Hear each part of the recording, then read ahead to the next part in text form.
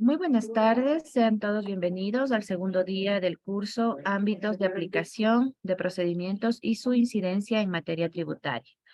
Extendemos un saludo al doctor Henry Aguaiza y a todas las personas que se encuentran conectadas a este curso.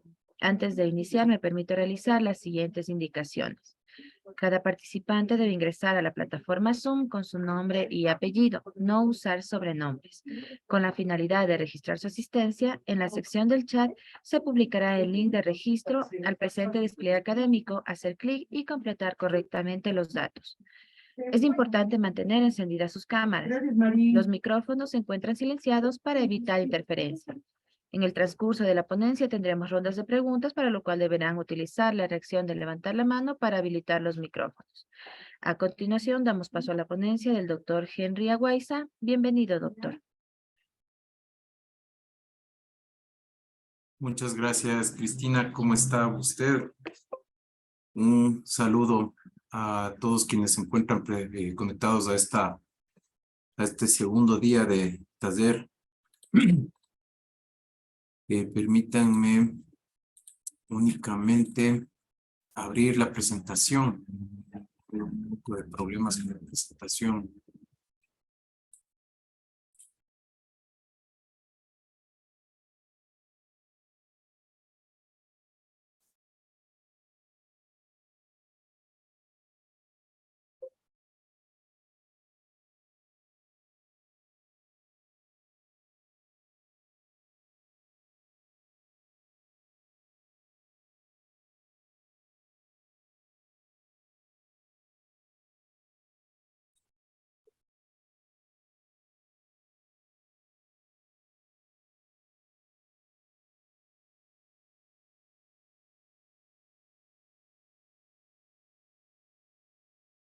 Esperemos unos momentitos, por favor. Estimada Cristina, porque tengo problemas con el archivo.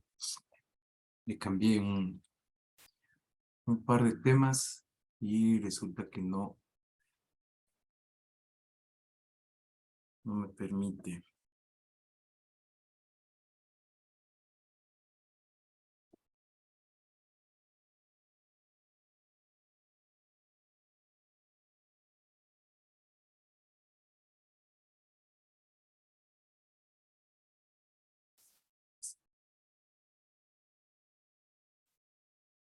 A ver, Cristina, ¿sabe qué vamos a hacer? Me voy a conectar desde otra computadora donde tengo la presentación. Sí. Ya, claro que sí, Entonces, doctor. le voy a pedir que me permita el ingreso.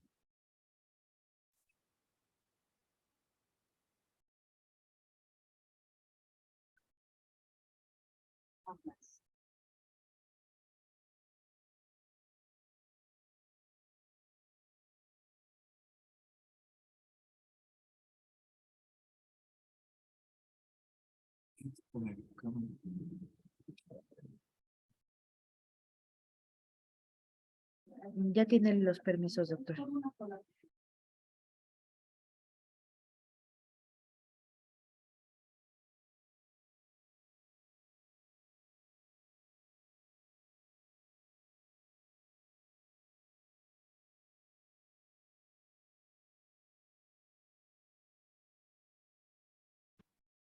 Ya, perfecto, vamos a ver.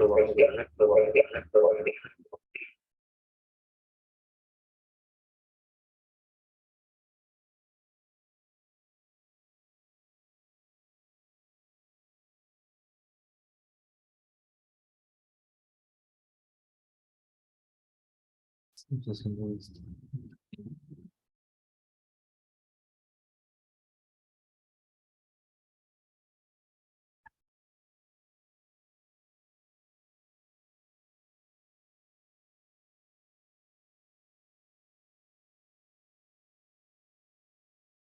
Muy bien.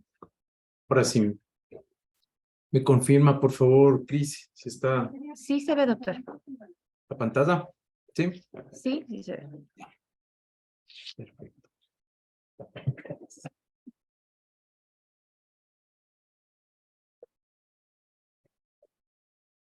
Ahora sí, les ofrezco mil disculpas por este inconveniente técnico. Recordemos, por favor, entonces, en dónde nos quedamos la anterior anterior sesión. Si ustedes recuerdan, estábamos hablando de la motivación de los actos administrativos. Y en ese sentido, habíamos hablado de la sentencia de la Corte Constitucional.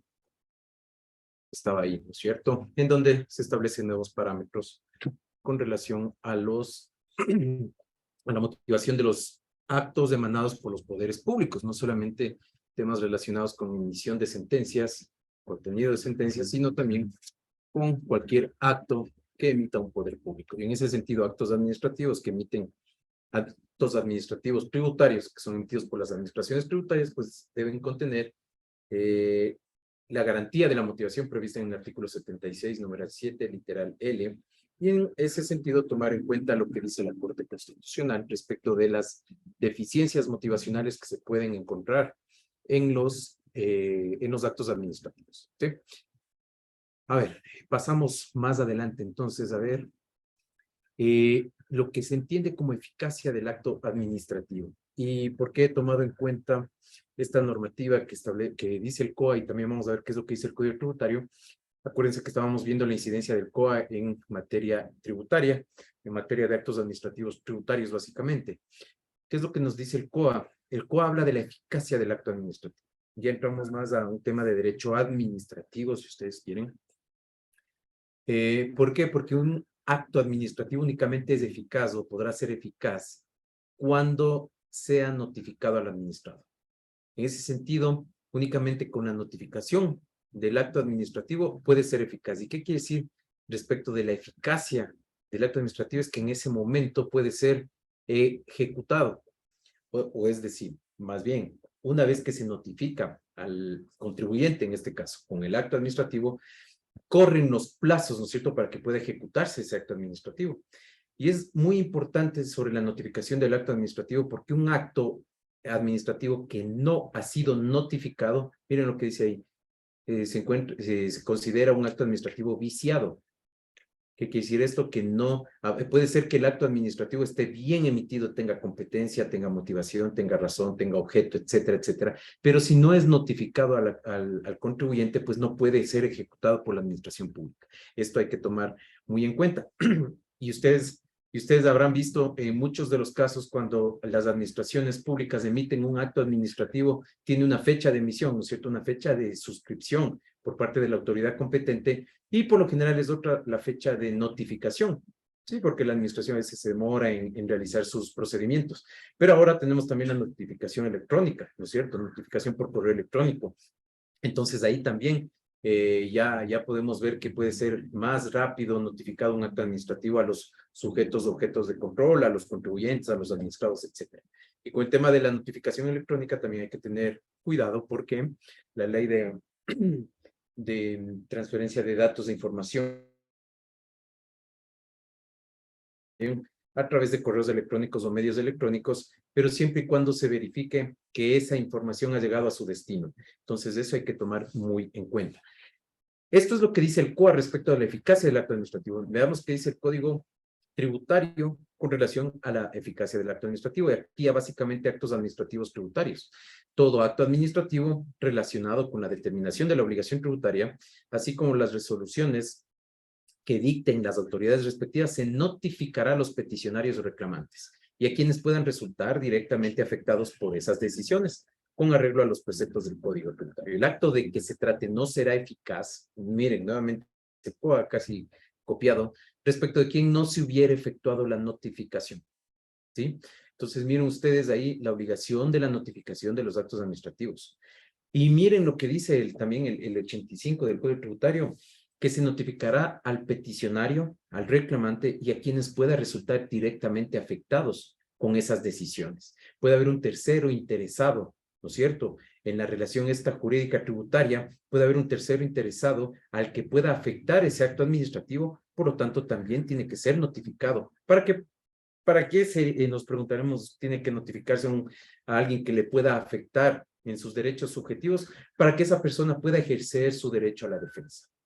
Tomemos en cuenta que una vez notificado el acto administrativo, corren los plazos, ¿no es cierto? Los plazos para que esa decisión de la administración pueda ser impugnada, sea en vía administrativa o sea en vía judicial, de acuerdo a los plazos previstos en los códigos correspondientes. Y si no se ejerce el derecho a la defensa dentro de ese tiempo de haber sido notificado el acto administrativo, ya lo vimos en la anterior sesión, ese acto administrativo puede causar estado, y una vez que causa estado puede ser ejecutado. Entonces, la administración tributaria podrá ejecutar el acto administrativo. Imaginémonos que tenemos una acta de determinación del impuesto a la renta del año 2019 y ha sido notificado al contribuyente, ¿no es cierto? Y luego el contribuyente no ha hecho nada una vez que ha recibido esa notificación. Ha pasado los 20 días que tiene para impugnar en sede administrativa a través de un reclamo administrativo. La única vía que le quedará es entonces la vía judicial. Acuérdense, la vía judicial, 60 días desde la notificación del acto administrativo. Si no ha impugnado en esos 60 días, desde el día 61, la administración tributaria se encuentra en obligación de ejecutar ese acto administrativo. ¿Y cómo lo va a ejecutar? A través del procedimiento coactivo.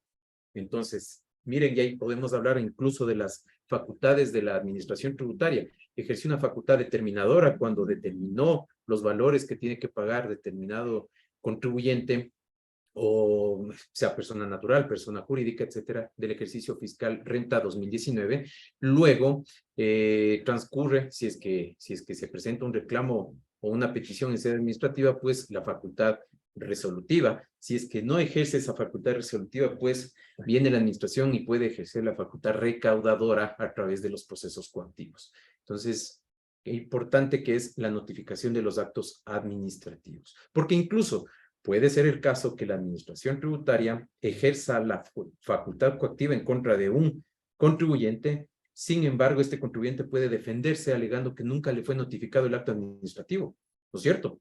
Entonces, el momento en que no se le notifica con el acto administrativo, se puede alegar entonces una nulidad del proceso coactivo a través de excepciones de la coactiva. Entonces, importancia de la eficacia del acto administrativo. Luego, veamos las formas de extinguirse del acto administrativo que prevé el COA, Código Orgánico Administrativo. Recordemos lo que dijimos la anterior sesión también respecto del ERJAFE.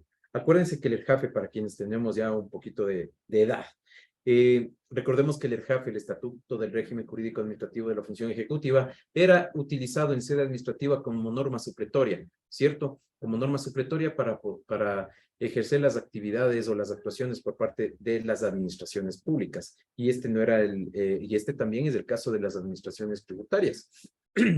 Entonces, hay ciertas normas que son supletorias. Por eso es que este taller se trata acerca de la incidencia del COA en el tema de materia tributaria. Tenemos entonces aquí normas que nos permiten a la administración pública, más bien que le va a permitir a la administración pública extinguir sus actos administrativos.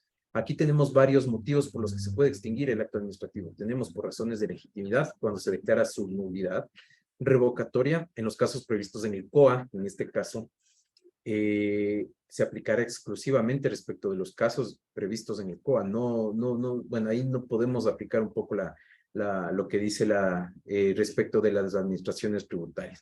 Podemos decir con el cumplimiento, ese sí, con el cumplimiento cuando se trata de un acto administrativo cuyos efectos se agotan, ahí se extingue el acto administrativo. Por caducidad, esa es norma general del COA, sin embargo, en materia tributaria no la aplicaríamos. Ejecución de los derechos o cumplimiento de las obligaciones que se deriven de él de conformidad con la ley, si es que no se ha previsto un régimen específico. Entonces diríamos que por razones de legitimidad y por el cumplimiento. Ahora también podemos decir que una causal de nulidad extingue el acto administrativo. Para eso entonces nos vamos ahí sí al 105 del COA, que nos establece las causales de nulidad de un acto administrativo. Y aquí le vamos a hacer una pequeña comparación con lo que dice el 139 del Código Tributario, que el 139 habla en cambio de la invalidez de los actos administrativos, pero vamos a ver que básicamente tienen casi las mismas causales. Causales de nulidad del acto administrativo cuando sea contrario a la Constitución y a la ley, ¿no es cierto? Norma general, si es que un acto administrativo es contrario a la Constitución y contrario a la ley, pues es nulo ese acto administrativo. Luego tenemos cuando viole los fines para los que el ordenamiento jurídico ha otorgado la competencia del órgano, obviamente. Luego tenemos si se dictó sin competencia por razón de la materia, territorio o tiempo, si se dictó fuera de tiempo para ejercer la competencia siempre que el acto sea gravoso para el interesado, cuando se determina actuaciones imposibles, cuando resulte contrario el acto administrativo presunto. Esta sería más bien para el silencio administrativo, que si quieren podemos conversarlo más adelante. El silencio administrativo en materia tributaria funciona de otra manera que el silencio administrativo que se encuentra previsto en el COA y en el COGEP. ¿Por qué? Porque el silencio administrativo en materia tributaria se aplica a los reclamos cuando se presenta un reclamo administrativo y la administración tributaria no ha respondido o no se ha pronunciado durante 120 días. Si pasado esos 120 días no dio contestación la administración tributaria, pues ese acto, ahí ya se entiende que hay silencio administrativo con efectos positivos. ¿Por qué? Porque se entiende que la petición o el reclamo presentado por el contribuyente tiene que ser aceptado de manera favorable. Se origine de modo principal en un acto de simple administración. Esto es súper interesante, lo del 8. Y esas son las causales de nulidad de manera general del COA. Frente a esto, ¿qué nos dice el Código Tributario? Artículo 139. Que los actos administrativos serán nulos y la autoridad competente los invalidará de oficio o a petición de parte en los siguientes casos. Primero, cuando provengan o hubieran sido expedidos por autoridad manifiestamente incompetente. Ya vamos a ver las causales de incompetencia más adelante. O hubieran sido expedidos por autoridad manifiestamente incompetente, está repetido. Y dos, cuando hubieran sido dictados con prescindencia de las normas de procedimiento o de las formalidades que la ley prescribe, siempre que se haya obstado el derecho a la defensa o que la omisión hubiera influido en la decisión del reclamo. Entonces vemos que hay, diríamos que hay dos causales generales para la invalidez de los actos administrativos, de acuerdo a lo que dice el Código Tributario. Uno, cuando es emitido por autoridad incompetente, y otro cuando se ha violentado las normas del procedimiento o de las formalidades que la ley prescribe. Pero siempre y cuando esa violación de normas de procedimiento haya obstado el derecho de la defensa del contribuyente, ¿sí? O también cuando haya influido en la decisión de que se trate, dice la norma. Entonces aquí vemos que, obviamente, como dice también la Constitución de la República, todo acto administrativo que violente el debido proceso, ¿no es cierto? Si es que nos vamos a las causales del debido proceso en la Constitución de la República, si hay violación de las normas de debido proceso, pues ese acto administrativo tiene que ser declarado nulo. Y sobre el debido proceso se ha hablado bastante, la Corte Constitucional ha emitido varias sentencias respecto del debido proceso. Asimismo, haciendo control de convencionalidad de los respecto de temas que puedan violentar debido proceso, tenemos las exposiciones de la Corte Interamericana o las sentencias de la Corte Interamericana de Derechos Humanos que ha tratado acerca del debido proceso y de la obligación que tienen los estados de respetar las normas de procedimiento relativo a las peticiones que realicen los ciudadanos, en este caso administrados y contribuyentes. Entonces, miren ustedes, dos grandes causales en este caso para que se declare nulo un acto administrativo en materia tributaria. Ahora bien, veamos qué es lo que nos dice acerca de las competencias que habíamos dicho más adelante. Pero para esto vamos a decir que la ley es la que concede, la que otorga, la que establece facultades, ¿no es cierto? Estas facultades podemos hablar que se tratan de potestades, competencias y atribuciones que tienen las administraciones tributarias. ¿Para qué? Para poder emitir sus actos administrativos. Por eso ahí en la diapositiva tenemos que está básicamente resumido ahí el principio de legalidad, ¿no es cierto? ¿Por qué? Porque la ley es la que establece una potestad, la que concede una potestad o una competencia a un órgano administrativo para que este órgano administrativo pueda emitir actuaciones administrativas, que es lo que vimos en el taller anterior. ¿Cuáles son estas actuaciones administrativas? Actos administrativos, ¿no es cierto? Actos de simple administración, contratos administrativos, hecho administrativo y actos normativos de carácter administrativo. Habíamos dicho que en este caso, la administración tributaria podrá explicar o exponer sus decisiones a través de actos administrativos, ¿no es cierto? Bueno, también hay actos de simple administración, pero que no son susceptibles de impugnación, ¿sí?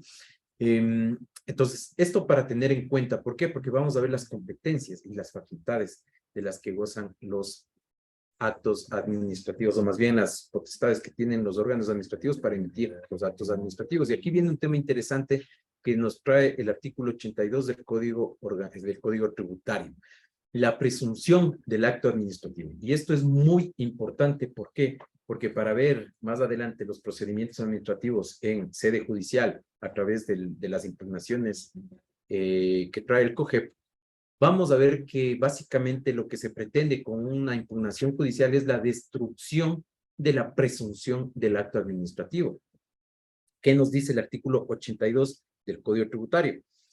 El artículo 82 señala que los actos administrativos tributarios gozarán de las presunciones de legitimidad y ejecutoriedad y están llamados a cumplirse, pero serán ejecutivos desde que se encuentren firmes o se hallen ejecutoriados. Sin embargo, ningún acto administrativo emanado de las dependencias de las direcciones y órganos que administren tributos tendrá validez si no han sido autorizados o aprobados por el respectivo director general o funcionario debidamente delegado. Bueno, aquí, disgregando a este artículo, veremos que por un lado habla de la competencia, ¿no es cierto? Porque dice, ningún acto administrativo que sea emanado de una dependencia que administre el tributo tendrá validez si no ha sido emitido por la autoridad competente, ¿cierto? Ya vamos a ver más adelante la competencia, como les decía. Y otra parte importante que trae esta norma arriba en el inciso primero es que goza de presunciones. La presunción, esta es una presunción de derecho, y obviamente una presunción de derecho admite prueba en contrario. Y esa será la labor del contribuyente, del sujeto pasivo, de la obligación tributaria en contra de quien se ha emitido un acto administrativo tributario, la destrucción de esas presunciones de legitimidad y ejecutoriedad. Entonces, tendrá que demostrar con qué, con prueba, obviamente, porque, como vuelvo y repito, presunción de derecho admite prueba en contrario, y únicamente con la prueba tendrá que demostrar que ese acto administrativo no es legítimo, no ha sido emitido de acuerdo a las normas, ¿sí? Entonces, el momento que se demuestre con prueba debidamente actuada, y ya vamos a ver más adelante cuáles son las pruebas aplicables en los procesos contenciosos tributarios, con prueba debidamente actuada, que ese acto administrativo no goza de presunciones de legitimidad y ejecutoriedad, se lo puede dejar sin efecto, el juez puede dejar sin efecto ese acto administrativo, ¿sí? Entonces, ahí la importancia de la prueba y la importancia de saber cómo demostrar o cómo preparar la estrategia del caso para que el juez llegue a comprender el tema de debate, ¿no es cierto? Y pueda identificar si es que efectivamente ese acto administrativo no ha sido emitido de manera legal. Ahora, ¿y por qué esta presunción? Porque entendemos, ¿no es cierto? O se entiende, o la norma así lo previene, que todos los actos administrativos, no solo los tributarios, todos los actos administrativos que emiten las administraciones públicas, se lo hace en virtud de una potestad principalísima, ¿no es cierto? La potestad estatal. Quiere decir esto entonces que, yo como suelo decir, el funcionario administrativo, el servidor público, el órgano resolutor, si ustedes quieren, el órgano administrativo que firma la resolución, puede ser el director zonal, ¿no es cierto?, el director general de la administración tributaria, en ese momento en el que está suscribiendo ese acto administrativo o en la preparación de ese acto administrativo, pues ha tenido el cuidado necesario y además se ha imbuido de normas tributarias, de normas legales, de normas aplicables, ¿no es cierto?, al caso en concreto, y ha emitido el acto perfecto, ha emitido un acto perfecto.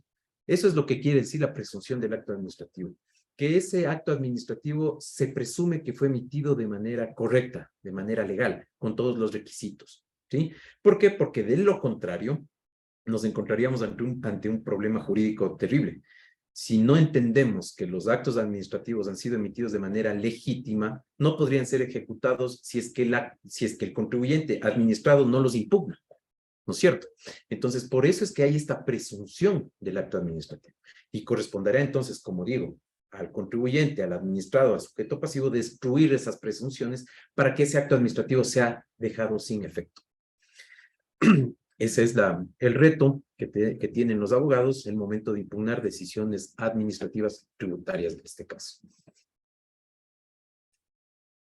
Les dije que íbamos a hablar de la competencia, pues acá tenemos la competencia, que se entiende por competencia y las formas de la competencia que establece tanto el COA como el Código Tributario, tenemos que, primero, ¿cuál sería el concepto de competencia? La competencia es la medida en la que la Constitución y la ley habilitan a un órgano para obrar y cumplir sus fines, ¿sí? Entonces, un concepto sumamente sencillo.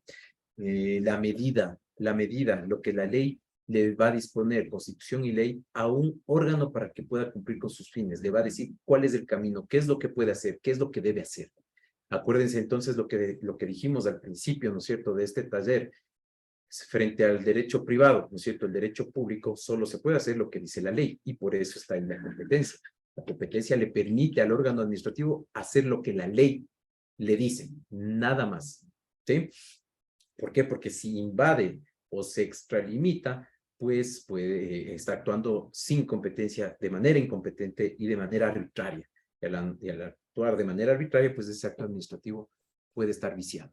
Entonces, ¿cuáles son las formas de la competencia?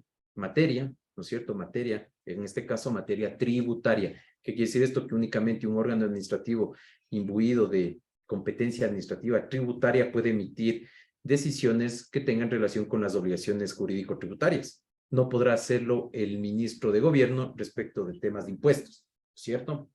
En razón del tiempo, el tiempo le va a dar a ese órgano administrativo la facultad para que pueda emitir un acto administrativo. Hablamos hace un momento del silencio administrativo positivo en materia tributaria, ¿no es cierto? ¿Qué quiere decir esto? Que en razón del tiempo, si dentro de esos 120 días la administración tributaria no resolvió el reclamo presentado por el contribuyente, pues ha perdido competencia en razón del tiempo.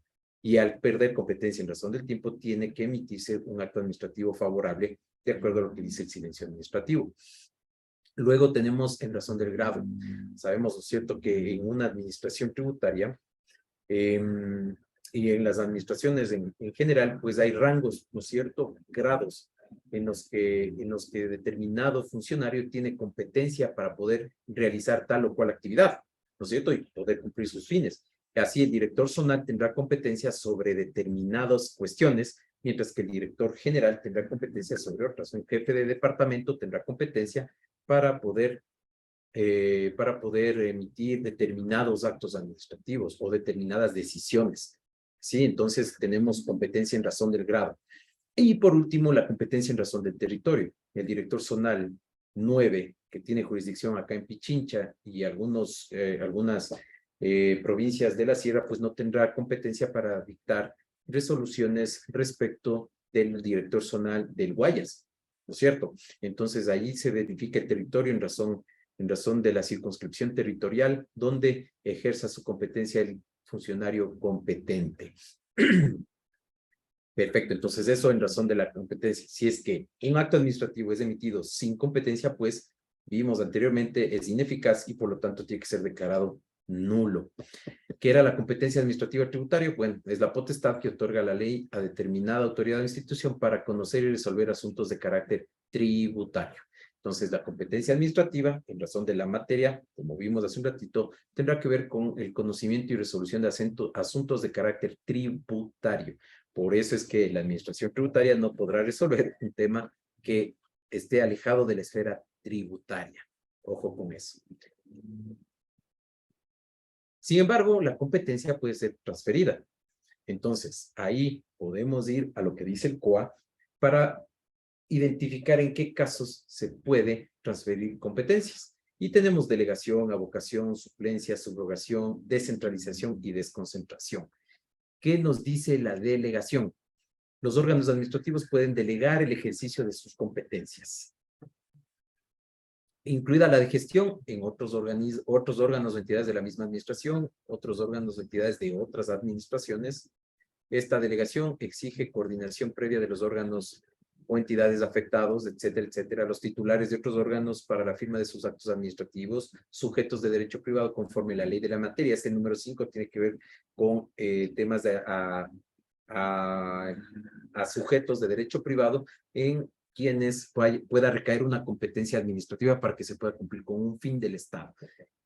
Esto tiene que ver con las concesiones, con empresas públicas, con administración de derecho privado, etcétera, etcétera, etcétera. En este caso, la delegación, y vamos a ver cómo se identifica la delegación en un caso muy puntual en los juicios que se llevan a cabo en la jurisdicción contencioso tributaria. La delegación que se realiza de la máxima autoridad o de la autoridad competente a los abogados que se conocen como procuradores fiscales en el ámbito tributario para que puedan actuar en determinado juicio, en determinado proceso judicial. Miren, ahí está una delegación, es evidente. El órgano superior delega jerárquicamente a un órgano dependiente, en este caso un servidor público, para que pueda ejercer una competencia que es la defensa de los procesos tributarios. Que más adelante lo vamos a ver cómo se cumple esto. Luego tenemos la avocación. Los órganos superiores pueden avocar para sí el conocimiento de un asunto cuya resolución corresponda ordinariamente o por delegación a sus órganos administrativos dependientes cuando circunstancias de índole técnica, económica, social, jurídica o territorial lo hagan conveniente o necesario. La avocación se notificará a los interesados en el procedimiento con anterioridad a la expedición del acto administrativo. Miren qué interesante. A través de la avocación, entonces, el órgano superior avoca para él el conocimiento de un asunto cuya resolución tenga que ser emitida. Esto, si ustedes quieren, el principio, hay un principio general que dice que puede lo más, puede lo menos, ¿no es cierto? En este caso, el órgano superior, que es el que tendría mayores competencias, avoca para él una competencia específica para poder resolver determinado asunto. Luego tenemos la suplencia. Las competencias de los órganos administrativos pueden ser suplidas en caso de ausencia temporal. Y esto es lo que hemos visto por lo general con la suplencia y la subrogación en los casos de las direcciones, ¿no es cierto? De las direcciones de las administraciones. ¿Por qué? Porque siempre los funcionarios, los servidores públicos están rotando, ¿no es cierto? Están rotando en sus puestos de trabajo, pues y es necesario que alguien supla ese puesto para que pueda seguir funcionando la administración pública. Así tenemos también la subrogación, que las competencias de un órgano administrativo pueden ser ejercidas por el jerárquico inferior en caso de ausencia del jerárquico superior. Y la subrogación únicamente se aplicará en los casos previstos en la ley. Entonces, en este caso también puede subrogar el director, un director inferior, ¿no es cierto?, las funciones del director zonal momentáneamente hasta que se nombre a su titular para que se puedan seguir emitiendo los actos administrativos correspondientes. Mientras que la desconcentración y descentralización, de acuerdo a lo que dice el Código Orgánico Administrativo, corresponde al traslado, la desconcentración, al traslado de funciones desde el nivel central de una administración pública hacia otros niveles jerárquicamente dependientes de la misma, manteniendo la primera la responsabilidad por su ejercicio. En este caso, en materia tributaria, ¿dónde vemos la desconcentración? Vemos en la desconcentración de funciones que la Dirección General del Servicio de Rentas Internas, en este caso, entrega a las direcciones zonales. ¿Para qué? Para que puedan emitir sus decisiones en su circunscripción territorial. O sea, asumen las funciones del director general para poder emitir decisiones en el ámbito de su circunscripción territorial. Y de esa manera hay una desconcentración, porque imagínense todos los trámites de todo el país canalizarse solamente en la dirección general. Pues sería demorado, ¿no es cierto? Y pues sería un trabajo excesivo para el director general en este caso. Entonces, por eso existe la desconcentración. Tenemos también la descentralización, que señala que es la descentralización de la gestión del Estado consiste en la transferencia obligatoria, progresiva y definitiva de competencias con los respectivos talentos humanos y recursos financieros, materiales y tecnológicos, desde la administración pública central hacia los gobiernos descentralizados a través del procedimiento previsto en la ley.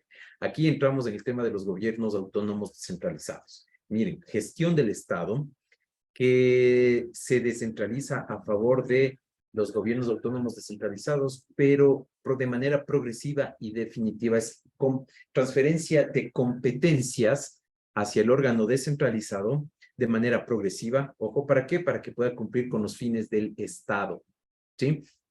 A través del procedimiento en la ley. Para eso hay el Consejo Nacional de Competencias, que establece en qué momento y qué tipo de competencias se puede transferir a qué gobierno autónomo descentralizado. ¿Sí?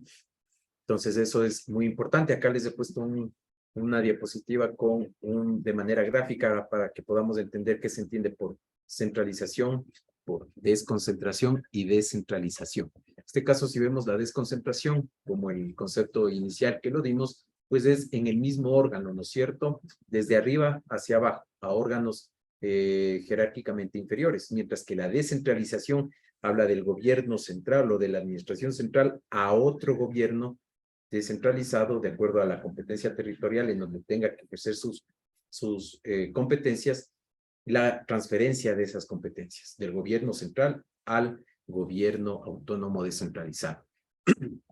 Y ahí es interesante, ¿por qué? Porque los gobiernos autónomos descentralizados también tienen, ¿no es cierto?, su participación, su incidencia en materia tributaria, a través, pues, de los impuestos y contribuciones especiales, impuestos, tasas y contribuciones especiales que administran en su circunscripción territorial, ¿no es cierto? Entonces es muy importante porque todas las facultades, todos los principios, todo lo que tiene que ver con el derecho tributario general, pues también se aplica en el derecho tributario subnacional, como se conoce a los impuestos en los gobiernos autónomos descentralizados. Ahora bien, vamos a ver qué es lo que se entiende. Bueno, ya hemos visto lo que es competencia, ¿no es cierto? Ahora, potestad. La potestad solamente para entender cómo es que se ejercen las facultades de la administración tributaria. Ojo, entonces, potestad se entiende como que la ley atribuye potestades a la administración de legalidad, otorga facultades de actuación, definiendo cuidadosamente sus límites. A poder habilita a la administración para su acción, confiriéndole al efecto poderes jurídicos. Potestad, entonces, quiere decir poderes jurídicos que se encuentra a un organismo, a un órgano administrativo, tributario en este caso, para que pueda ejercer lo que la ley establece, lo que la ley ha delimitado y ha construido, como dice García de Enterría. Sin una atribución legal previa de potestades, la administración no puede actuar simplemente. Entonces, miren nuevamente el principio de legalidad aquí, básicamente establecido. ¿Por qué? Porque si no tiene potestad la administración tributaria para poder ejercerla en determinado caso, pues simplemente esa actuación es inconstitucional, es ilegal, ¿cierto? Entonces, vamos a ver en qué casos se puede ejercer la potestad. La potestad, pues, lo podrá ejercer el órgano administrativo y diremos que es del conjunto, la facultad de abajo, que, como les dije, facultad determinadora, facultad resolutiva, las facultades de la administración tributaria. Podemos decir que es un conjunto de potestades, competencias y atribuciones que tiene el órgano administrativo para cumplir con una función, ¿sí? Identificamos varias facultades de la administración tributaria, ¿no es cierto? Facultad resolutiva, que ya lo dije anteriormente, la facultad determinadora, ¿no es cierto?, para la determinación de los tributos, la facultad resolutiva para emitir las resoluciones a las peticiones, reclamos, etcétera, que se interponga, facultad recaudadora, ¿no es cierto?, que es se ejerce a través de los procesos coactivos, ¿no es cierto?, del cobro de obligaciones tributarias. Tenemos la facultad sancionadora también. ¿Cuál es esta facultad sancionadora? Que es la que le permite a la administración tributaria sancionar por las infracciones que se cometan a normas tributarias de índole o de rango inferior a la ley, porque las violaciones a la ley pues ya se convierten en defraudación tributaria y esas tiene que conocer y sancionar el juez competente, ¿no es cierto? El juez penal, ya no puede sancionar la administración tributaria. Entonces, miren la facultad, el conjunto de potestades, competencias, atribuciones que tiene el órgano administrativo para poder ejercer y cumplir con sus actividades. Entonces, esta facultad va a estar llena de potestades, competencias, atribuciones, como les había dicho. ¿Quiénes ejercen entonces estas facultades? Tenemos por una parte la Administración Tributaria Central, que en este caso sería el Servicio de Rentas Internas, ¿no es cierto? La SENAE también, las administraciones tributarias seccionales, que son los gobiernos autónomos descentralizados, que ejercen su potestad administrativa tributaria en la circunscripción territorial correspondiente, y tenemos las administraciones tributarias de excepción. Acá tenemos, por ejemplo, como administración tributaria de excepción, tenemos a la Superintendencia de Compañías y Valores respecto del cobro de contribuciones que por leyes deben satisfacer las sociedades domiciliadas en el país. esta es una administración tributaria de excepción y es cuando y se convierte en una administración tributaria de excepción únicamente cuando la ley le permite la gestión tributaria a la propia entidad pública. Es decir, no necesita que el Servicio de Rentas Internas le recaude a su favor los impuestos o las contribuciones, cobro de contribuciones en este caso, que le corresponden a más bien recaudar a las sociedades, a los sujetos de derecho privado. También tenemos como administración tributaria de excepción a la Dirección General de Aviación Civil respecto de la creación y regulación de tasas y derechos por servicios aeroportuarios. Entonces, por eso es de excepción. No es ni administración tributaria central ni administración tributaria seccional, ¿ya? Son excepcionales, son extraordinarias. En este caso, la misma ley establece quién actúa como administración tributaria de excepción y le da potestad para que pueda recaudar ese tipo de tasas, contribuciones, derechos, etcétera, etcétera. Entonces, regresémonos un poquito para identificar a la Administración Tributaria Central, como les había dicho, el Servicio de Rentas Internas. Administración Tributaria Seccional, los gobiernos autónomos descentralizados, ¿no es cierto? Por ejemplo, ahí está el municipio de Quito, que es el responsable de administrar los impuestos a los predios urbanos, impuesto de patente, impuesto del 1.5 por mil a los activos fijos, también las tasas, ¿no es cierto? Tasa de recolección de basura, la tasa de seguridad que tan cuestionada últimamente porque no solo en Quito, sino también a nivel nacional, ¿no es cierto?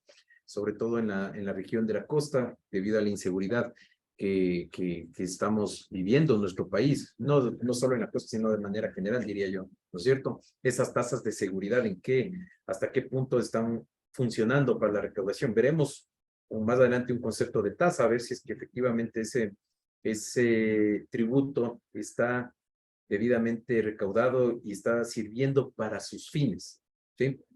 Entonces, ahí tenemos las administraciones tributarias y como les dije, la administración tributaria es de excepción. Ahora, hablando de las facultades, ¿no es cierto? Que dijimos que era un conglomerado, una reunión o una unión de competencias, de atribuciones, de potestades. Tenemos en materia tributaria la facultad resolutiva, que corresponde a la obligación de la autoridad administrativa de emitir una resolución ante consultas, peticiones, reclamos o recursos. Esto vamos a entenderlo entonces como una impugnación en sede administrativa de un acto administrativo, ya cuando estamos en reclamo y recurso. Frente a la consulta y frente a la petición, si bien es cierto, no es una impugnación en sede administrativa, sí se activa la sede administrativa a través de una consulta o petición. La administración tributaria, sea nacional, sea seccional, o sea de excepción, tiene la obligación de emitir una resolución cuando se le hace una consulta. ¿Y para qué va a servir esta consulta? Pues para que el contribuyente pueda identificar, o más bien, para antes de iniciar un negocio, por lo general se presenta en esos casos, antes de iniciar un negocio, antes de iniciar una determinada actividad económica, se hace una consulta a la administración tributaria para que le diga, oiga, la administración tributaria sobre este negocio o esta actividad económica o esta transacción que pienso realizar, ¿debo o no debo pagar impuestos? ¿O qué tipo de impuestos debo pagar? ¿O cuál es la tarifa? Etcétera, etcétera, etcétera. ¿O qué tipo de gastos deducibles hay? Etcétera, etcétera, etcétera. Y por ello es que existe norma expresa en el Código Tributario que la consulta, algo interesante, obvio, no es susceptible de impugnación, a pesar de que se ejerza la facultad resolutiva. ¿Qué quiere decir esto? Que se emite una resolución con la firma del servidor delegado de la Dirección General, y a pesar de que es un acto administrativo que contiene los requisitos, como vimos anteriormente, con competencia, motivación, etcétera, etcétera, esa consulta no puede ser impugnada. Hay norma expresa que señala aquello. Pese a que si lo analizamos un poco, bueno, es una consulta, ¿no es cierto? Y va a contener una idea o el pronunciamiento de la administración respecto de determinado hecho, no se está ejerciendo la facultad determinadora, porque el momento que se ejerce la facultad determinadora, ahí sí ya se están generando obligaciones y derechos. Claro, ahí sí ya se dice, oiga, señor contribuyente, ante sus declaraciones de impuesto a la renta del año 2019, pues usted no ha registrado todos sus ingresos. Hemos visto que realizando o aplicando la facultad determinadora, hemos visto que usted ha omitido el declarar sobre estos ingresos o ha registrado gastos deducibles, los cuales no contienen los requisitos que la ley y el reglamento establece, por lo tanto, no lo podemos considerar como gasto deducible. Entonces, únicamente ahí vamos a ver que hay un efecto directo, ¿no es cierto?, en el contribuyente, en el sujeto pasivo. ¿Por qué? Porque le va a exigir el cumplimiento de una obligación tributaria. Va a tener que pagar impuestos, ¿cierto? En el momento de realizar la conciliación tributaria, se arrojará el valor que tenga que pagar, descontando obviamente de lo que haya declarado y de lo que haya pagado. Entonces ahí sí se va a generar una afectación a los derechos del contribuyente y podrá ser objeto de impugnación. No así con la consulta solamente le dirá, oiga, sobre esto que usted me ha preguntado, la norma dice tal cosa, la norma dice esto, la norma establece cuál es el procedimiento, la norma dice qué es lo que debe hacer, etcétera, etcétera, etcétera. Entonces es una opinión, por eso no es impugnable. Luego tenemos, bueno, la petición, el reclamo y el recurso. Ahí sí, con el reclamo y el recurso, ¿no es cierto?, se ejercerá la facultad resolutiva y las decisiones que se tomen de los reclamos o recursos, pues esos sí son objeto de impugnación, ¿sí? Ahí sí se abre el camino para que el contribuyente pueda impugnar esa decisión que es ejercida a través de la facultad resolutiva por la administración tributaria. Esa decisión que contiene un acto administrativo, esa sí podrá ser impugnada ante los jueces correspondientes. ¿Y cómo se impugna entonces ante los jueces? ¿Ante qué jurisdicción? Pues es la jurisdicción contencioso jurisdicción contencioso tributaria, perdón. Y aquí vamos a hacer una pequeña historia, así pequeñísima y brevísima, de cuál era el sistema anterior y cuál es el sistema actual que utiliza el COGEP, y bueno, el COGEP fue emitido en virtud de la obligación que había desde la emisión de la Constitución de la República en el año 2008, de que el sistema procesal tratará de prevalecer, en el sistema procesal se trata de prevalecer al principio de oralidad. Entonces, en virtud de ese principio de oralidad, se emitió el COGEP para encapsular, digo yo, en un solo procedimiento todas las materias, lo cual ha llevado ciertamente a que haya muchas críticas y haya problemas en la aplicación, si ustedes quieren, del Código Orgánico General de Procesos a los procesos contenciosos tributarios. ¿Y por qué? ¿Por qué podemos decir esto? Porque sin desmerecer las otras materias, el proceso contencioso tributario o la materia tributaria, si ustedes quieren, es una materia de suma especialidad y además que contiene un sinnúmero de cuestiones que lo vuelven conflictivas, si ustedes quieren, sobre todo con los medios de prueba. Los medios de prueba, vamos a ver que son voluminosos y sobre todo también en los tiempos no se puede agendar audiencias cuando existen expedientes administrativos que pueden llegar a tener 20 cuerpos en cajas o 200 cuerpos, 40 cajas de expediente, 50 cajas de expediente. Entonces vemos que es voluminoso la prueba documental, sobre todo. ¿Por qué? Porque tiene que ver con temas tributarios. Temas tributarios donde hay una determinación de una obligación tributaria, pues se tendrá que analizar sistemas contables, ¿no es cierto? Se tendrá que analizar si es que existen respaldos de esa información contable. Para eso tenemos informes periciales, ¿cierto? Y los informes periciales también se acompañan con una documentación de anexo porque es necesario. Entonces es voluminoso. Y no solamente en lo físico, ¿no? Porque podemos decir, claro, ya ahora se puede, y dicho sea de paso, existe ya algo que está haciendo bien el Consejo de la Judicatura. Vamos a utilizar, o más bien, existe un plan piloto para la implementación del expediente digital, que me parece que es algo muy necesario y algo importantísimo para casos como estos. Por ejemplo, que ya tengamos los expedientes administrativos, que ya los envía el Servicio de Rentas Internas, sí los envía ya de manera digital, pero que lo tengamos condensado también en la Administración de Justicia de manera digital. Y de esa manera vamos también a poder descongestionar un poco también el tema de los procesos judiciales físicos, de los expedientes, y ya de una manera digital, pues será de una manera, me parece adecuada y hasta para el planeta también, para no tener que imprimir tantos documentos. Entonces, sí hay ciertas cuestiones que tienen que ser consideradas para el tema del procedimiento como tal, el procedimiento judicial. Entonces, vamos a ver que aquí tiene que haber un cambio de paradigma del sistema anterior al sistema COGEP. El sistema anterior era un sistema escrito. Ahora el sistema COGEP supuestamente, y de inicio diremos, y a priori diremos que es un sistema oral. Sin embargo, veremos que es un sistema mixto. ¿Mixto por qué? Porque todavía la demanda tiene que ser reducida a escrito, ¿cierto? Entonces ahí no hay oralidad. La oralidad viene ya en las audiencias, ¿no es cierto?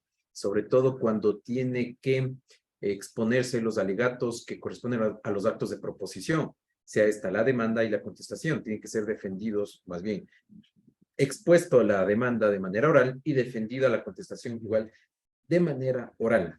Entonces ahí sí hay un cambio de paradigma y también un desafío para los abogados en libre ejercicio, asimismo para los abogados servidores públicos y también para el juez, que es tripartito esto, ¿no es cierto? Abogados, ¿no es cierto? Y juez. ¿Por qué? Porque ya no tenemos que revisar tantos documentos de manera física, el documento tanto escrito, sino ahora hay la posibilidad de escuchar de manera oral a las partes procesales. Por eso es que ahí también dice diligencias escritas, se han acabado las diligencias escritas, ahora vienen diligencias verbales entendidas como la comparecencia de las partes procesales, de los informes de los peritos, etcétera, etcétera, en audiencia. Luego tenemos mera legalidad en el sistema anterior. Ahora en el sistema COGEP, en el sistema actual, tenemos garantías de derechos. Se trata de garantizar más los derechos. Principio dispositivo, ¿no es cierto? Acá en el sistema COGEP hay principio de oficiosidad. Sin embargo, también el COGEP en sus primeras disposiciones habla del principio dispositivo. Claro, porque los procesos judiciales tienen un impulso procesal. Eso dice el artículo 5 del Código Orgánico General de Procesos. Corresponde a las partes procesales y el impulso del proceso conforme al sistema dispositivo. Sin embargo, también el juez puede ejercer el principio de oficiosidad, si ustedes quieren, cuando considera necesaria la práctica de una prueba, o hacer también preguntas. Ya vamos a ver, el artículo 80 del Código Orgánico General de Procesos establece como director del proceso judicial, ¿no es cierto?, al juez, y como parte de sus competencias, él también podrá realizar preguntas, realizar cuestionamientos, si es que tiene inquietudes sobre determinado tema, o moderar también el debate, ¿no es cierto?, ¿con el objeto de qué? Con el objeto de tener los mayores elementos para poder decidir en el caso pues para su consideración. Tenemos el principio de exhaustividad frente al principio de concentración, ¿cierto? Concentración, realizar todas las actuaciones dentro de en un solo acto. Dilatación procesal, con el sistema anterior existía bastante dilatación procesal. Yo creo que aquí es lo más importante, junto con la congestión procesal, del problema del sistema anterior, del sistema escrito. En el tema del contencioso tributario, pues estaban las normas en el Código Tributario, y ya veremos con una diapositiva que tengo acá, que supuestamente era muy sencillo. Sin embargo, había mucha dilatación procesal. ¿Por qué? Porque dependiendo del abogado, pues podía presentar escritos tras escritos, incidentando el proceso, etcétera, etcétera. Y pues sobre cada ese incidente que se creaba, pues el juez tenía que dar contestación. Y previo a dar contestación, correr traslado a la contraparte para ver cuál era la decisión, etcétera, etcétera. Entonces podía haber una dilatación. Acá, en cambio, hay el principio de celeridad, yo creo que se aplica básicamente. ¿Por qué? Porque todos esos problemas los vamos a resolver en audiencia preliminar. En el caso de los procedimientos ordinarios, cualquier problema que pueda surgir, y asimismo lo dice el Código Orgánico General de Procesos, cualquier incidente tiene que ser resuelto en audiencia. Entonces, en la audiencia preliminar, sobre todo, va a servir para ordenar el proceso, para arreglar el proceso, para ver temas de validez procesal, ¿no es cierto?, para sanear el proceso, así lo dice el propio Código Orgánico General de Procesos. Entonces, saneamos el proceso y luego pasamos a la audiencia de juicio con el proceso limpio, como quien dice, ¿sí? Entonces, por eso es que en una sola audiencia Y al resolver esto, al escuchar de manera verbal a las partes procesales, el juez pues puede ir arreglando el proceso para que no haya sorpresas más adelante. Asimismo, habrá entonces descongestionamiento procesal. ¿Por qué? Porque las audiencias pueden ser señaladas de manera más rápida ante la opción de que ya no se dilate más los procesos. Actuaciones procesales sin inmediación, así es. ¿Por qué? Porque se presentaban escritos, ¿no es cierto? Y el juez únicamente revisaba sentado en su despacho, pues los procesos. Acá el principio de inmediación, porque está el juez ahí pendiente, más bien está presente con la práctica de las pruebas, está presente con las exposiciones verbales de las partes procesales, etcétera, etcétera. Entonces, este es el cambio de paradigma. Esto es lo que decía el procedimiento escrito a todas luces sumamente sencillo, ¿no es cierto? Había una demanda, había una contestación, se abría prueba y se dictaba sentencia, ¿no es cierto? Sin embargo, aquí el problema que se daba es que en sentencia, bueno, como digo, el procedimiento podía ser sencillo, sin embargo, los incidentes procesales hacían que ese procedimiento se demore años de años y no se puede cumplir con la celeridad. Y acá el cambio de paradigma también tiene que ver con que en la sentencia recién se veía sobre competencia, validez procesal, excepciones y decisión de fondo. Lo que con el COGEP vamos a ver que eso se dilucida en una audiencia preliminar. El COGEP, la incidencia del COGEP en materia tributaria pues tiene relación con que a pesar de que haya muchas críticas a que el COGEP establezca un procedimiento contencioso tributario y contencioso administrativo, mezclándolo con las otras materias, pues sí se cuidó el legislador de establecer un capítulo aparte, normas, disposiciones especiales para el contencioso administrativo y para el contencioso tributario. ¿Por qué? Por la delicadeza, digo yo, por el tema de que estas dos jurisdicciones, la contencioso tributaria y la contencioso administrativa, pues tienen esas particularidades que hablamos hace un momento. Entonces, en ese sentido, el COGEP establece del artículo 299 al 317 normas comunes que tienen que ser consideradas y tienen que ser aplicadas para los procedimientos contenciosos administrativos y tributarios. Así tenemos, por ejemplo, sobre qué es lo que se debe entender por competencia dentro de las controversias del sector público, el objeto de las jurisdicciones contencioso tributaria, administrativa, etcétera, la comparecencia de abogados de las administraciones públicas, etcétera, etcétera. Vamos a ver más adelante, igual de manera muy, muy breve. Luego tenemos una sección segunda dentro de este capítulo 2 que habla del procedimiento contencioso tributario, que es lo que nos va a ocupar más adelante. Y va desde el artículo 318 al 325. Y esas son las disposiciones específicas o especiales, diríamos, ¿no es cierto?, de los procedimientos contenciosos tributarios, porque luego ahí sí se aplica de manera general las disposiciones que el COGEP establece para todas las materias. Por ejemplo, con lo que tiene que ver con la demanda, requisitos de la demanda, requisitos de contestación a la demanda, medios de prueba aplicables, pero vamos a ver en qué casos no se puede aplicar todos los medios de prueba con las disposiciones comunes, de cómo se lleva la audiencia preliminar, los requisitos del procedimiento de la audiencia preliminar, requisitos de la audiencia de juicio, etcétera, que eso sí es normas comunes para todas las materias. Entonces, revisemos de manera breve estas disposiciones de los procedimientos contenciosos tributarios y administrativos. El artículo 318 del Código Orgánico General de Procesos nos establece qué es lo que se debe entender por competencia o por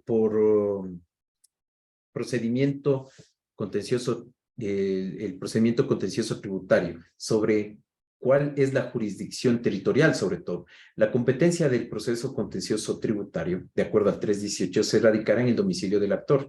Esto es como disposición común o general, podemos decir, ¿no es cierto?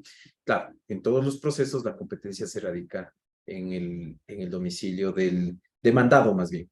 Sin embargo, acá tenemos norma específica que habla acerca del domicilio especial tributario. Y así tenemos que puede ser diferentes, ¿no es cierto? Porque el domicilio del contribuyente, el domicilio del actor, en este caso, puede cambiar cuando son personas naturales, puede cambiar cuando son personas jurídicas, cuando son extranjeros y cuando tienen domicilio especial.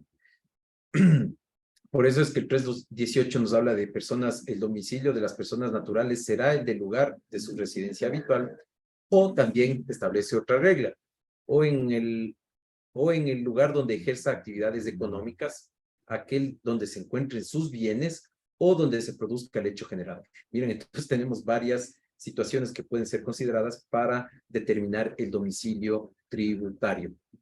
Donde se encuentre domiciliado la persona natural, donde ejerza sus funciones o donde resida habitualmente, o donde se produzca el hecho generador que ha sido determinado previamente por la administración tributaria. Así puede ser que un ciudadano, en mi caso, Henry Aguaiza, que está domiciliado aquí en Quito, sin embargo, tengo actividad económica que me genera ingresos en Guayas, pues tiene potestad la Dirección Zonal de Edad del Guayas para determinarme la obligación tributaria con circunscripción territorial allá, con jurisdicción allá. Y en ese caso yo podría demandar tanto aquí o puedo demandar también tanto en Guayaquil. Depende entonces ahí del domicilio especial. Y luego tenemos el domicilio de las personas jurídicas, será el del lugar señalado en el contrato social o en su estatuto, en el lugar en donde se ejerza cualquiera de sus actividades económicas o donde ocurra el hecho generador. También, miren, tenemos hay varias situaciones que deben ser consideradas. Eso respecto del domicilio. Ahora, con relación a los procesos, se me fue. ¿Qué debemos entender por la jurisdicción contencioso tributaria? Nos da el mismo artículo 300 del Código Orgánico General de Procesos, nos da el concepto de jurisdicción contencioso tributaria. Más bien esa norma habla de las dos jurisdicciones, jurisdicción contencioso administrativa y tributaria. Sin embargo, lo hemos condensado de la siguiente manera. ¿Qué es lo que dice el COGEB entonces? Que la jurisdicción contencioso tributaria, establecida en la Constitución de la República y en el Código Orgánico de la Función Judicial, no se olviden que también tenemos que referirnos al Código Orgánico de la Función Judicial para determinar cuáles son las competencias de la jurisdicción contencioso tributaria, porque ahí habrá el listado de todas las acciones que puedan conocer los jueces de la jurisdicción contencioso tributaria. Tiene por objeto, dice esta jurisdicción, tutelar los derechos de toda persona, o tutelar los derechos de toda persona, y realizar el control de legalidad de los hechos, actos administrativos sujetos al derecho tributario, así como conocer y resolver los diversos aspectos de la relación jurídico-tributaria. Entonces diremos que el juez tiene la obligación de, o más bien tiene por objeto conocer los supuestos, las supuestas vulneraciones de los derechos de cualquier contribuyente, en este caso, ¿no es cierto?, convertido en sujeto pasivo, por eso ahí está privado, sujeto pasivo de la obligación tributaria, que ha sido objeto de la emisión de un acto administrativo por parte del sujeto activo, por eso está el Estado. Y no solo de actos administrativos, nos dice de hechos también, porque puede haber hechos, ¿no es cierto?, los cuales pueden ser objeto de violación de un derecho del contribuyente, ¿no es cierto?, que tenga relación con una relación jurídico-tributaria, ¿sí? Entonces ahí tenemos las incautaciones, por ejemplo, tenemos las clausuras, etcétera. Entonces tenemos varios hechos que pueden ser objeto de impugnación también por parte de los ciudadanos contribuyentes. Entonces esta es la jurisdicción contencioso tributaria y tiene la obligación, miren, el juez, de tutelar los derechos y realizar control de legalidad. Control de legalidad, que es una palabra súper interesante que más adelante vamos a ver cómo lo condensa el Código Orgánico General de Procesos como obligación al momento de dictar sentencia. Los jueces estamos obligados de realizar el control de legalidad correspondiente. Luego tenemos que el artículo 301 del Código Orgánico General de Procesos delimita a la administración pública. ¿En qué casos la administración pública se convierte en sujeto activo para objeto de impugnación? ¿Sí? Para objetos de impugnaciones de actos administrativos tributarios o hechos como vimos hace un ratito. Dice el 301 del Código Orgánico General de Procesos que la administración pública tributaria específicamente se divide en tres, ¿no es cierto?, que es lo que vimos anteriormente. La administración tributaria central, la administración tributaria seccional y la administración tributaria especial o de excepción, ¿no es cierto? Entonces ahí he puesto en la diapositiva la administración tributaria central, el SRI y la SENAE, La seccional, los GATS, ¿no es cierto? La Administración Tributaria Especial o de Excepción, podríamos ponerle ahí a la DAC, ¿no es cierto? A la superintendencia o a la superintendencia de compañías, ¿no es cierto? Entonces, todos los actos que sean emanados de estas administraciones tributarias tendrán, serán objeto de conocimiento por parte de los jueces del contencioso, de la jurisdicción contencioso tributaria. Y para eso, pues, nos ha delimitado también el COGEP, que se debe entender por administración pública. Ojo con este artículo 302 del Código Orgánico General de Procesos, porque dice que estas normas generales de sustanciación, más bien estas normas especiales de sustanciación, las que están desde el 299, tendrán prevalencia sobre otras normas debido a su especialización, sin dejar de lado la supletoriedad de las leyes. Así es. Pero miren, estas normas comunes que les dije, estas normas especiales del 299 en adelante, pues tienen prevalencia por sobre las otras disposiciones comunes del propio Código Orgánico General de Procesos.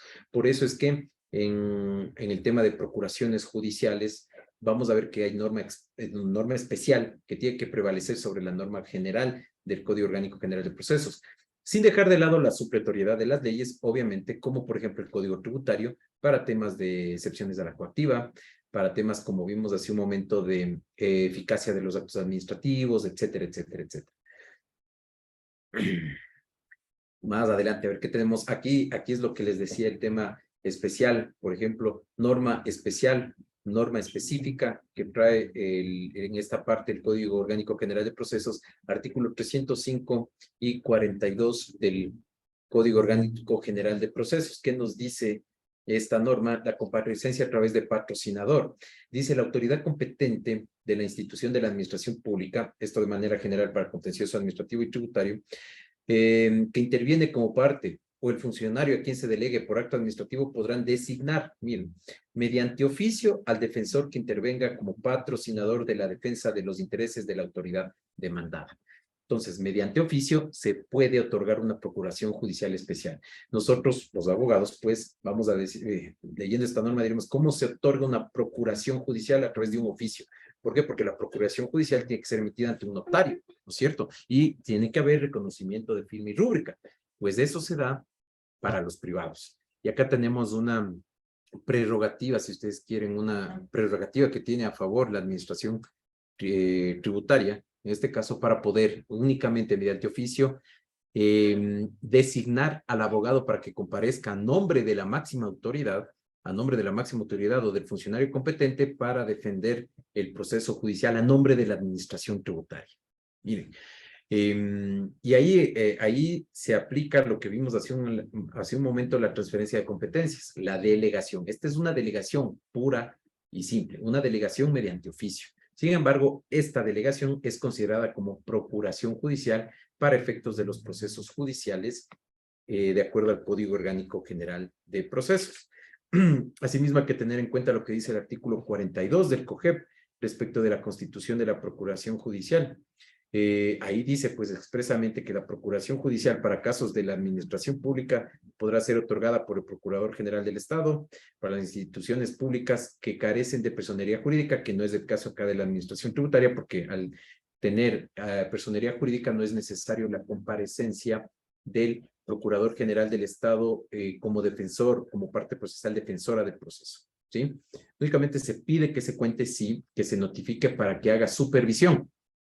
No así con los órganos administrativos que carecen de personería jurídica. Ejemplo clarísimo, los ministerios. Todos los ministerios no tienen personería jurídica, por lo tanto, tienen que venir acompañados del Procurador General del Estado. En este caso, el Procurador General del Estado tiene que emitir procuración judicial a favor de los abogados del ministerio para que ellos puedan, de cualquier ministerio, ¿no? Para que ellos puedan comparecer al proceso judicial. De lo contrario, puede haber falta de legitimación ahí.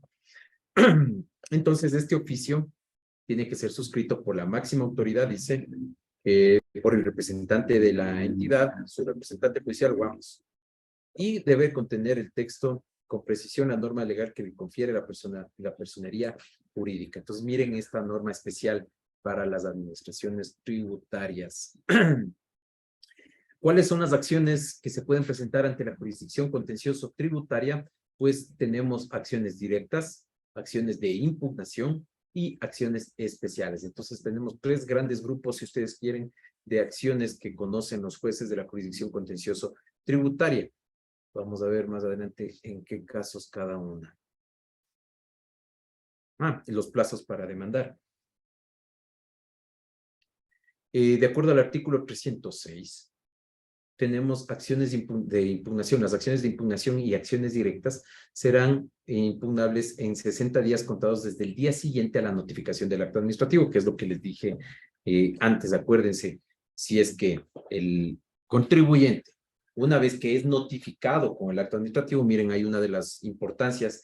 ¿Por qué? Porque ya es eficaz el acto administrativo, ¿no es cierto? Primero es eficaz el acto administrativo y luego corren los plazos para ser impugnados, tanto en sede administrativa, los 20 días que tiene en sede administrativa para presentar un reclamo, o luego el recurso de revisión, de acuerdo a la causal determinada, o también esperar 60 días para que pueda presentar su impugnación ante el juez contencioso tributario. Las acciones especiales, de acuerdo a lo que la ley disponga al respecto. Ejemplo de acciones especiales, tenemos a las excepciones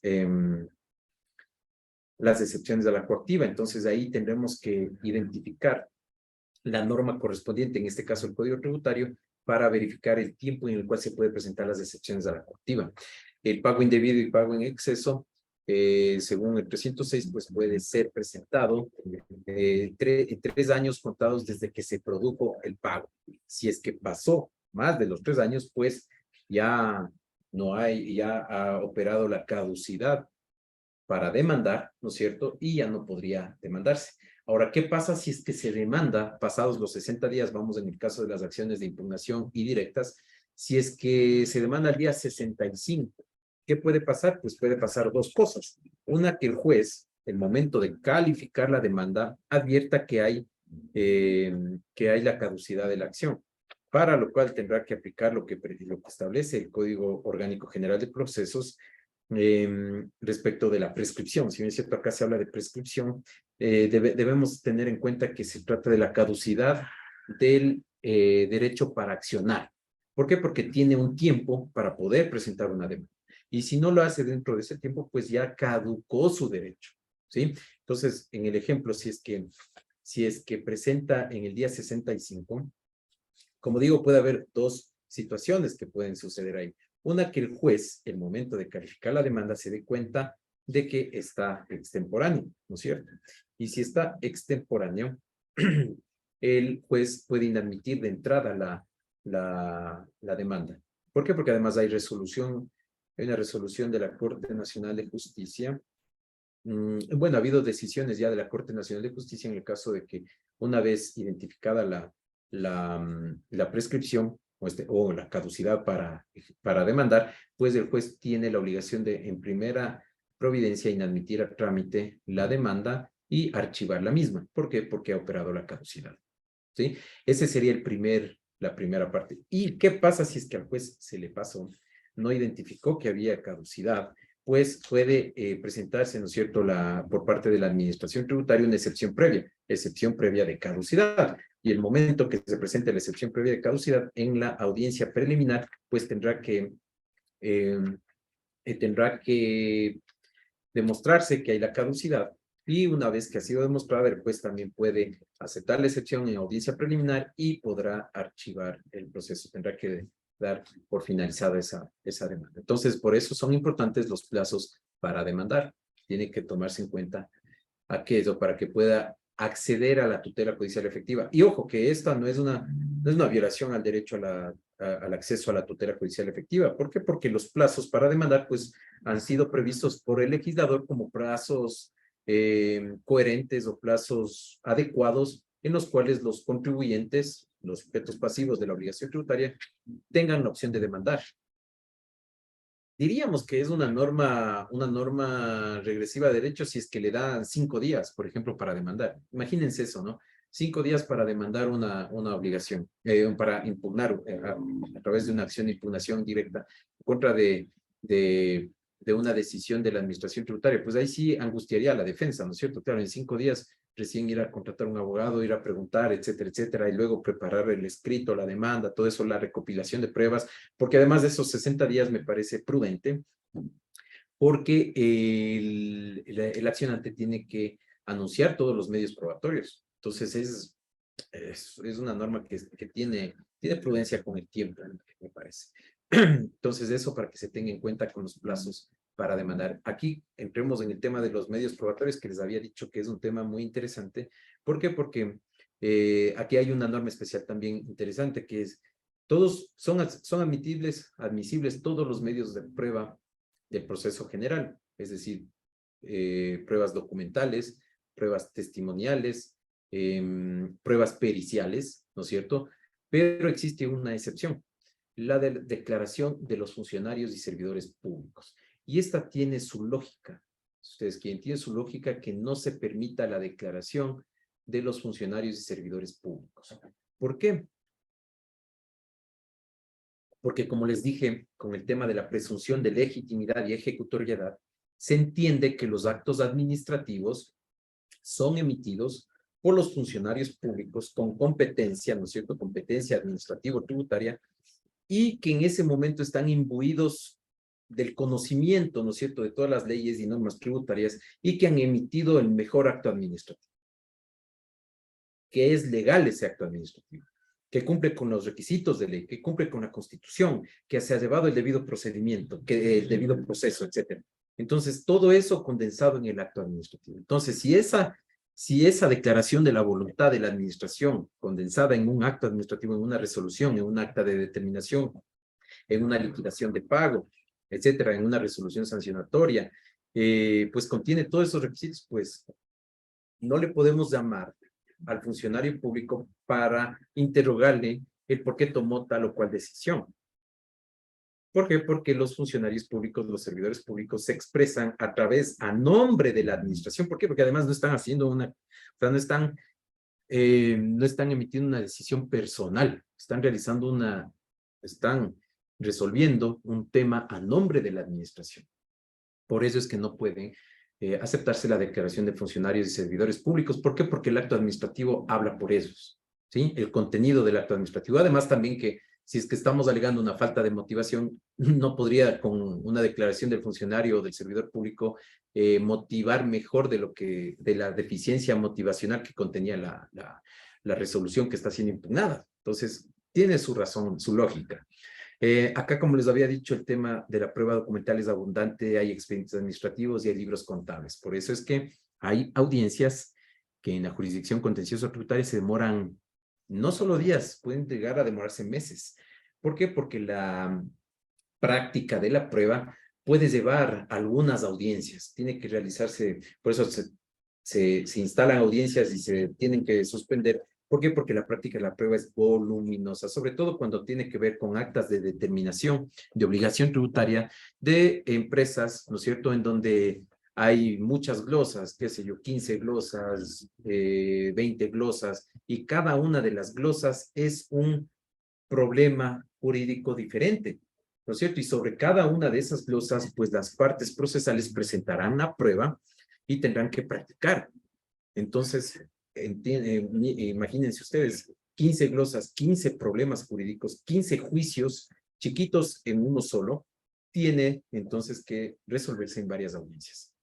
Por eso es lo que les decía, el problema de la prueba en el tema del proceso contencioso tributario, englobado o condensado en el Código Orgánico General de Procesos como una norma de procedimiento general.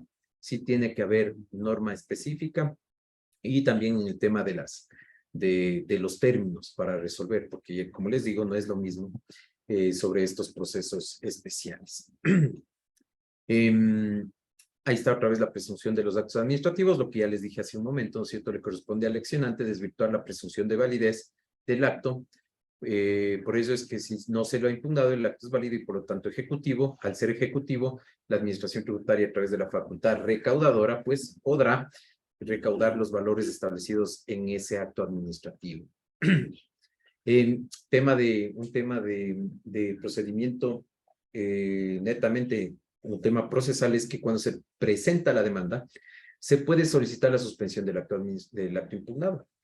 Entonces, ¿qué nos dice la norma? Pues la norma establece que podrá suspenderse los efectos del acto impugnado cuando se caucione el 10%, cuando se caucione el 10% de la obligación. Al caucionarse el 10% de la obligación, se puede suspender los efectos del acto administrativo. ¿En qué casos? Cuando el acto administrativo en materia tributaria que ha sido emitido imponga al administrado una obligación de dar.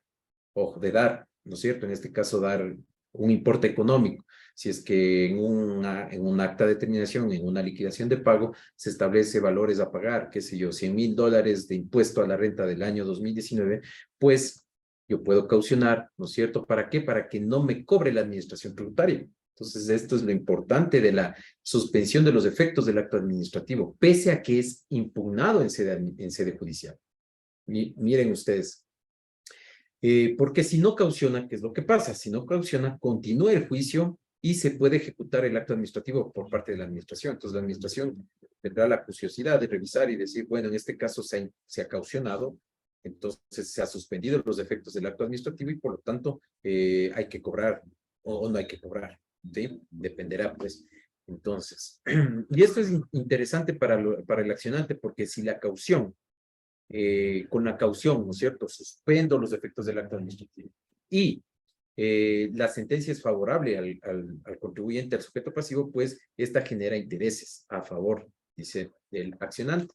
Entonces, una norma muy interesante, además, que va a suspender los efectos, va a suspender que le cobren a través del proceso coactivo. Llegamos al 313 del contenido de la sentencia, que les había dicho el control de legalidad, obligación de los jueces que ejercen administración de justicia en la jurisdicción contencioso tributaria. Tienen que hacer control de legalidad, y esto es en la sentencia. Contenido de la sentencia. El 313 dice que además de los requisitos de la sentencia de manera general para todos los otros casos, ¿no es cierto? En estos casos, contencioso tributario, pues tiene que haber control de legalidad, el juez tiene que hacer control de legalidad. ¿Y qué se refiere el control de legalidad?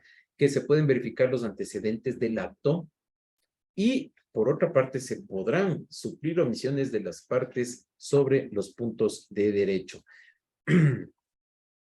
Por eso es que, si ustedes ven, norma especial 309 del Código Orgánico General de Procesos, al momento de la contestación de la demanda, la administración tributaria tiene la obligación de remitir el expediente administrativo. ¿Y para qué se remite el expediente administrativo? Para específicamente esto de acá, realizar control de legalidad. El juez puede, revisando el expediente administrativo, advertir como antecedente del acto, ¿no es cierto? Advertir un tema que no fue considerado, ¿cierto? O un tema sobre el cual se haya discutido, así el actor haya omitido en el punto de derecho, ¿sí? Entonces, el juez tiene la obligación de revisar y emitir y realizar el control de legalidad de ese acto administrativo. Miren, una norma cuestionada, ¿sí? Pero que está ahí y que obliga a los jueces a realizar el control de legalidad. Luego tenemos ejecución de la sentencia, una norma también que trae el COGEB específicamente para el contencioso administrativo y tributario. Señala que bajo prevenciones legales se ordena a la administración tributaria cumplir con la sentencia. Se puede ordenar bajo prevenciones legales, ojo. Y además se puede exigir que la liquidación sea realizada por la misma administración tributaria. Y si es que no se da cumplimiento a esta disposición, incluso el juez puede imponer sanciones al servidor público que no quiera realizar o que no quiera cumplir con la ejecución de la sentencia. Esto es lo que dice el inciso último del 314. Las o los servidores públicos que retarden, se rehúsen o se nieguen a cumplir las resoluciones o sentencias estarán inclusos en la responsabilidad administrativa, civil o penal a que haya lugar. Ojo. Entonces, se puede remitir a la fiscalía para que investigue el retardo o por qué se rehúsa a que servidor público determinado ejecute la sentencia. ¿Cuáles serían los procedimientos dentro de la jurisdicción contencioso tributaria? Ojo que tenemos tres tipos o algunos procedimientos, pero el más común es el ordinario, ¿no es cierto? Tenemos el sumario, tenemos el monitorio, tenemos el voluntario, tenemos el de ejecución también en el COGEB de manera general. Sin embargo, para los temas de la jurisdicción contencioso tributaria, tenemos básicamente dos: procedimiento ordinario y procedimiento sumario. ¿Cuáles se resuelven o cuáles se tramitan más bien bajo el procedimiento ordinario? Las acciones de impugnación y las acciones directas, mientras que por el procedimiento sumario se resolverán las acciones especiales. Efectos del abandono que nos trae el COGEB en el 325 respecto exclusivamente del proceso contencioso tributario señala que termina el juicio a favor del sujeto activo, obviamente de la administración tributaria, ¿no es cierto? Queda firme el acto administrativo. ¿Y cuál es el objeto? Que continúa o da inicio a la coactiva, obviamente. ¿Y cuál es el abandono? Pues el abandono del proceso, en este caso cuando no comparece a una audiencia, a la audiencia correspondiente el actor. Ahora bien, o también cuando ha dejado de tramitarse por el tiempo establecido en el 245 del Código Orgánico General de Procesos. Acá tenemos un esquema, básicamente un esquema resumido de lo que tiene relación el procedimiento ordinario, como para que ustedes pues lo tengan en cuenta. Y así de manera breve, de manera sucinta, vamos a revisarlo. De acuerdo a lo que dice el artículo 289 del Código Orgánico General de Procesos. Primero, la demanda debe contener los requisitos generales del 142, ¿no es cierto? O sea que esto es la identificación, generales de ley, etcétera, etcétera, domicilio, etcétera, etcétera. Y además, el artículo 308 que señala el Código Orgánico General de Procesos, que señala que además de los requisitos generales previstos en la demanda, se adjuntará la copia de la resolución del acto administrativo del contrato de la disposición que se impugne, con la razón de su notificación al o el interesado y la relación circunstanciada del acto o hecho impugnado. ¿Y por qué se exige copia del acto administrativo y de la razón de notificación? Para identificar si es que hay caducidad de la acción. Claro, porque como les dije, si es que el juez revisa la demanda y advierte con la razón de notificación que ha sobrepasado los 60 días para el caso de las acciones directas o de impugnación, o en el caso de los 3 años para las de pago indebido o pago en exceso, ¿no es cierto? Pues podrá archivar el proceso. Pero ojo, hay que tomar en cuenta que esta norma exige copias, pero pueden ser presentadas copias simples, porque más adelante la norma exige que en la contestación a la demanda, la administración tributaria remite el expediente, ¿no es cierto?, en copias certificadas, así como el acto administrativo, la razón de notificación del acto administrativo, igual en copias certificadas. Entonces, no será causal para para archivar un proceso que esté en copia simple el acto administrativo. ¿Por qué? Porque hay obligación de la administración de remitir copias certificadas del acto administrativo que está siendo impugnado. Así además lo establece el artículo 169, inciso final del Código Orgánico Código Orgánico General de Procesos. Entonces, presentada una demanda, tiene que adjuntarse o anunciarse la prueba de acuerdo al 159 y 308. Tomar en cuenta los medios de prueba aplicables, ¿no es cierto?, menos con excepción de la declaración de los servidores públicos. Y aquí un tema interesante, el acceso judicial a la prueba. Tendrá que demostrarse por parte del contribuyente, sujeto pasivo, la imposibilidad de tener el acceso a la prueba. Y para eso, si es que no tiene acceso a esa prueba, puede pedir el auxilio del juez. Y eso tendrá que hacerlo en la demanda. Demostrar, ¿cómo se demuestra? Pues con una petición que ha realizado a la administración tributaria, y esta administración tributaria o no le ha respondido o le ha negado el acceso a esa información. Con esa negativa, ese medio de prueba, demostrará ante el juez que sí solicitó y que no tiene acceso a ese documento, a esa documentación que es de suma importancia para poder ejercer su derecho a la defensa. Entonces, ahí, por eso es que se debe adjuntar o anunciar la prueba que tenga a la mano. Si cumple con este requisito, se admite a trámite, o si cumple con todos los requisitos, más bien, se admitirá a trámite la demanda. Si es que no se cumple, se puede disponer que se complete en 5 días. Si no se da cumplimiento, se puede archivar la demanda. Si no se cumple con el complemento, porque el juez ha certificado varios errores en la demanda, no se entiende, es contradictoria, la pretensión no es clara, puede mandar a aclarar y decir, oiga, cumpla con esto porque realmente no le entiendo qué es lo que está demandándose. Entonces, se puede mandar a completar. Si no, pues, se archiva en ese caso la demanda y quedamos hasta ahí. Calificación de la demanda. Ojo, también tengan en cuenta que el 147 del Código Orgánico General de Procesos establece que la inadmisión de la demanda cuando sea incompetente el juez, y la número 2, tiene 2 causales, cuando contenga indebida acumulación de pretensiones. Si existe la indebida acumulación de pretensiones, pues no el juez podrá archivar, inadmitir a trámite la demanda y archivar la misma.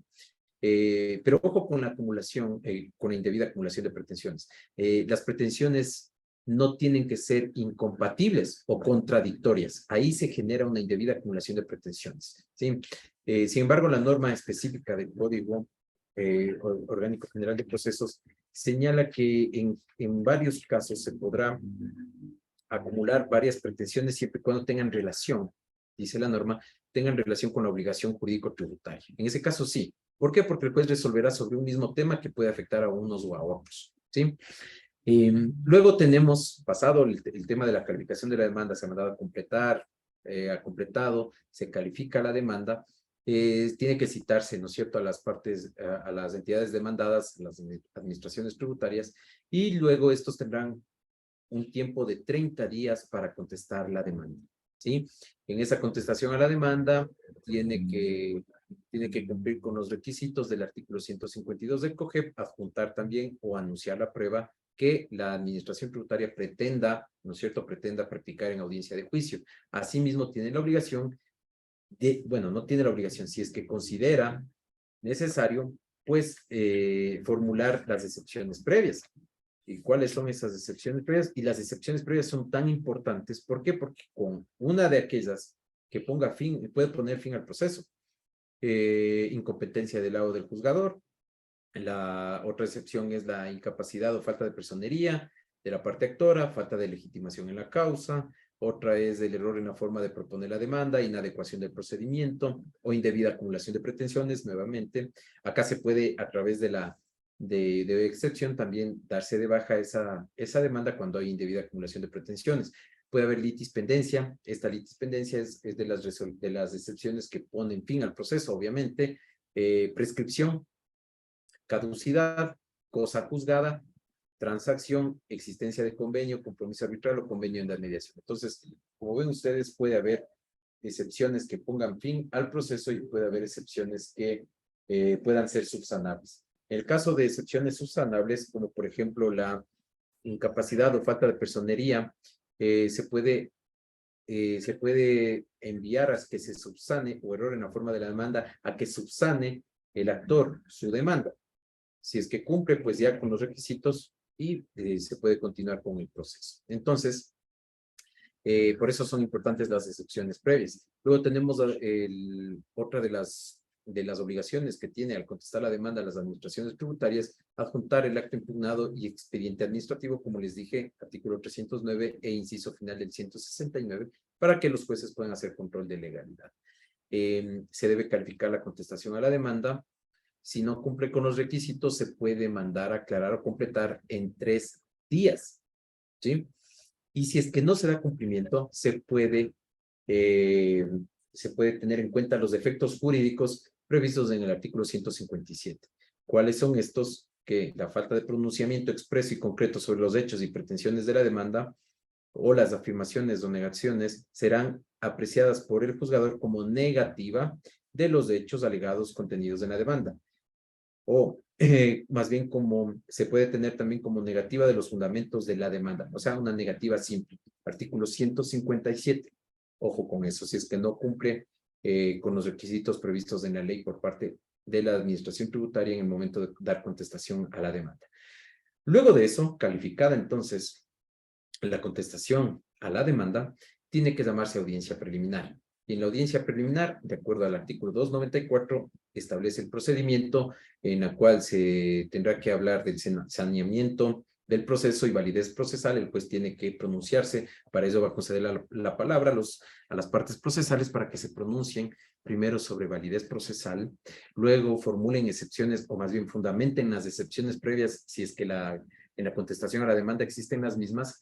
Luego se concederá la palabra a la parte accionante para que la parte accionante se pronuncie sobre validez procesal y si es que existen excepciones previas. Una vez que se escuchan las partes, se emite el primer auto interlocutorio que corresponde al validez procesal y resolución de excepciones previas. Entonces, dependiendo de la excepción previa, si es que existe, se podrá archivar ahí el proceso, podrá morir el proceso o podrá subsanarse, o en el defecto existen tres posibilidades, ¿no es cierto?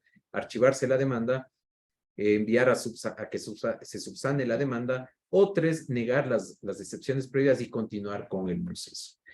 Luego de aquello tiene que el juez debe fijar el objeto de la controversia, el cual se pone en conocimiento de las partes procesales para que se pronuncien al respecto. ¿Por qué? Porque puede existir oposición al objeto de la controversia. Puede decir el actor, oiga, no estoy de acuerdo con el objeto de la controversia porque yo estoy demandando o otra cosa, o mi pretensión es otra cosa, o le faltó que ponga en el objeto de la controversia esto de acá que es importante, que yo quiero que usted resuelva, señor juez.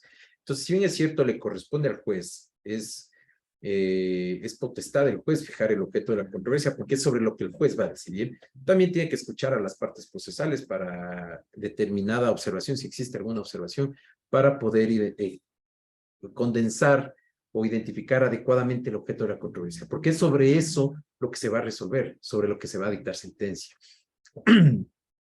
Luego, que han sido resueltos todos, excepciones previas, validez procesal, saneamiento, etcétera, se escuchará a las partes procesales, se concede la palabra a las partes procesales para que expongan los fundamentos de la demanda y los fundamentos de la contestación a la demanda. Una vez escuchadas las partes procesales, viene el anuncio de la prueba. Entonces, las partes procesales tendrán que anunciar de manera verbal la prueba que previamente la anunciaron en la demanda, y por otra parte la administración tributaria anunciar la prueba que previamente anunció en la contestación a la demanda. ¿Por qué? Porque si no se cumple con esto, ojo que, como les dije acá, prevalece el principio de oralidad, sin embargo, como vemos acá, no es oral el 100%, o sea, no es un proceso oral netamente, porque es un proceso mixto. Tenemos la demanda que está reducida a escrito, tenemos la contestación a la demanda que está reducida a escrito. Tenemos las pruebas documentales, sobre todo, como los medios de prueba que vimos hace un momento, netamente documentales, entonces no es oral. Luego veremos que sí, en la audiencia de juicio, sí, la práctica se vuelve oral, ¿no es cierto? Sin embargo, no es netamente oral. Entonces, se deben escuchar a las partes procesales sobre lo que tienen que decir con el anuncio de las pruebas, a ver si es que el juez, luego de escucharles sobre las pruebas, les acepta o no se acepta, porque únicamente la prueba debidamente actuada, esto es anunciada en la demanda y contestación a la demanda, y anunciada también en audiencia preliminar, si es que es aceptada por el tribunal, puede ser objeto de práctica en audiencia de juicio. Ojo con eso, por eso es la admisibilidad de pruebas anunciadas previamente. Y si es que hay alguna práctica de prueba que tenga que ser practicada previamente a la audiencia de juicio, pues también se resolverá por parte del juez. Ojo de lo que les dije, el artículo 80 del Código Orgánico General de Procesos establece la dirección del juez. Al juez la potestad de dirigir el proceso, de encasillar el proceso adecuadamente. Entonces de ahí el juez tiene nuevas habilidades, el juez obviamente en audiencias de juicio, para poder llevar adecuadamente esa audiencia y que no se dilate, ¿no es cierto? Luego, pues, una vez que se escuchan el anuncio de las pruebas, los jueces del juez emite el auto de admisibilidad de la prueba, indicando me invento, 5 o 10 pruebas anunciadas por el actor, pues, por el contribuyente se aceptarán 5, 3 o 4. El juez tendrá que identificar cuáles de esas pruebas anunciadas por el actor son las que se van a practicar, las que son admitidas por el tribunal y se va a practicar en audiencia de juicio. Asimismo, con las pruebas anunciadas por la administración tributaria, cuáles de aquellas considera el tribunal que sí cumplen con los requisitos de pertinencia, utilidad y conducencia para que puedan ser practicadas. ¿Por qué? Porque puede haber pruebas que sean inútiles al objeto de la controversia. Puede haber pruebas que no sean conducentes, o sea, que no le ayude al tribunal a llegar a una decisión.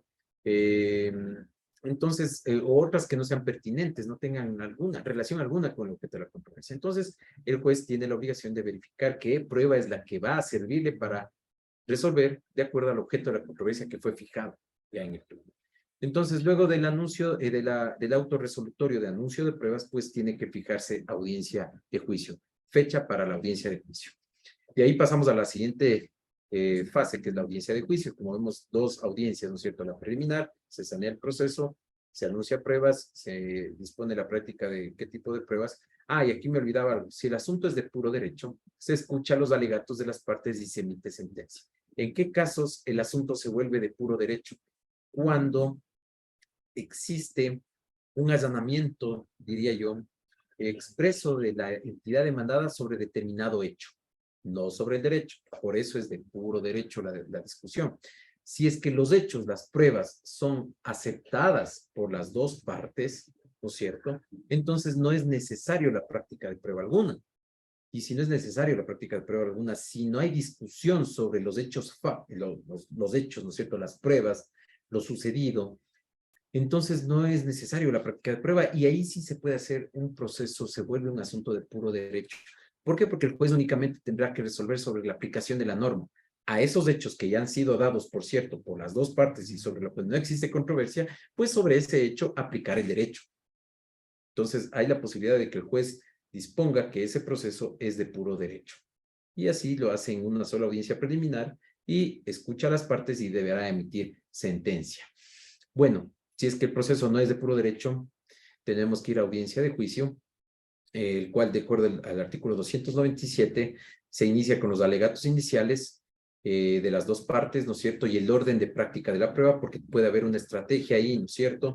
Si es que se anunciaron 10 pruebas, pero la estrategia del abogado, ahí viene las aptitudes, ¿no es cierto?, de los abogados litigantes, cómo ir con la práctica de la prueba. Qué sé yo, si existe una prueba pericial, y el abogado considera importante que primero vaya la prueba pericial, primero se le escucha al perito y luego la prueba documental, pues esa será estrategia que defina el abogado. Por eso es que ahí hay estrategias de litigación oral también, ¿no es cierto? Y un abogado en libre ejercicio pues tiene que saber las debilidades, las fortalezas de su caso y cómo presenta las pruebas ante el tribunal para que tenga una decisión favorable, ¿no es cierto? Entonces tenemos alegatos iniciales y orden de práctica de prueba. Luego la práctica de la prueba como tal y luego los alegatos finales. Entonces, escuchado las partes procesales, con los alegatos finales del juez debería emitir sentencia de manera oral, de acuerdo al artículo 93 y 94. Sin embargo, se puede suspender por razones de que el proceso puede ser o el tema controvertido puede ser un tema complejo, pues se puede suspender para que en un tiempo no mayor a 10 días se pueda reinstalar la audiencia y se puede emitir la decisión oral, ¿sí? Y luego de emitida la decisión oral, pues tendrá que notificarse por escrito hasta 10 días después de culminada la audiencia. Entonces, una es la decisión oral, que tiene sus requisitos de acuerdo al 93 y 94, y otra es la decisión por escrito que tiene que ser notificada. O sea, otros requisitos tiene, digámoslo así.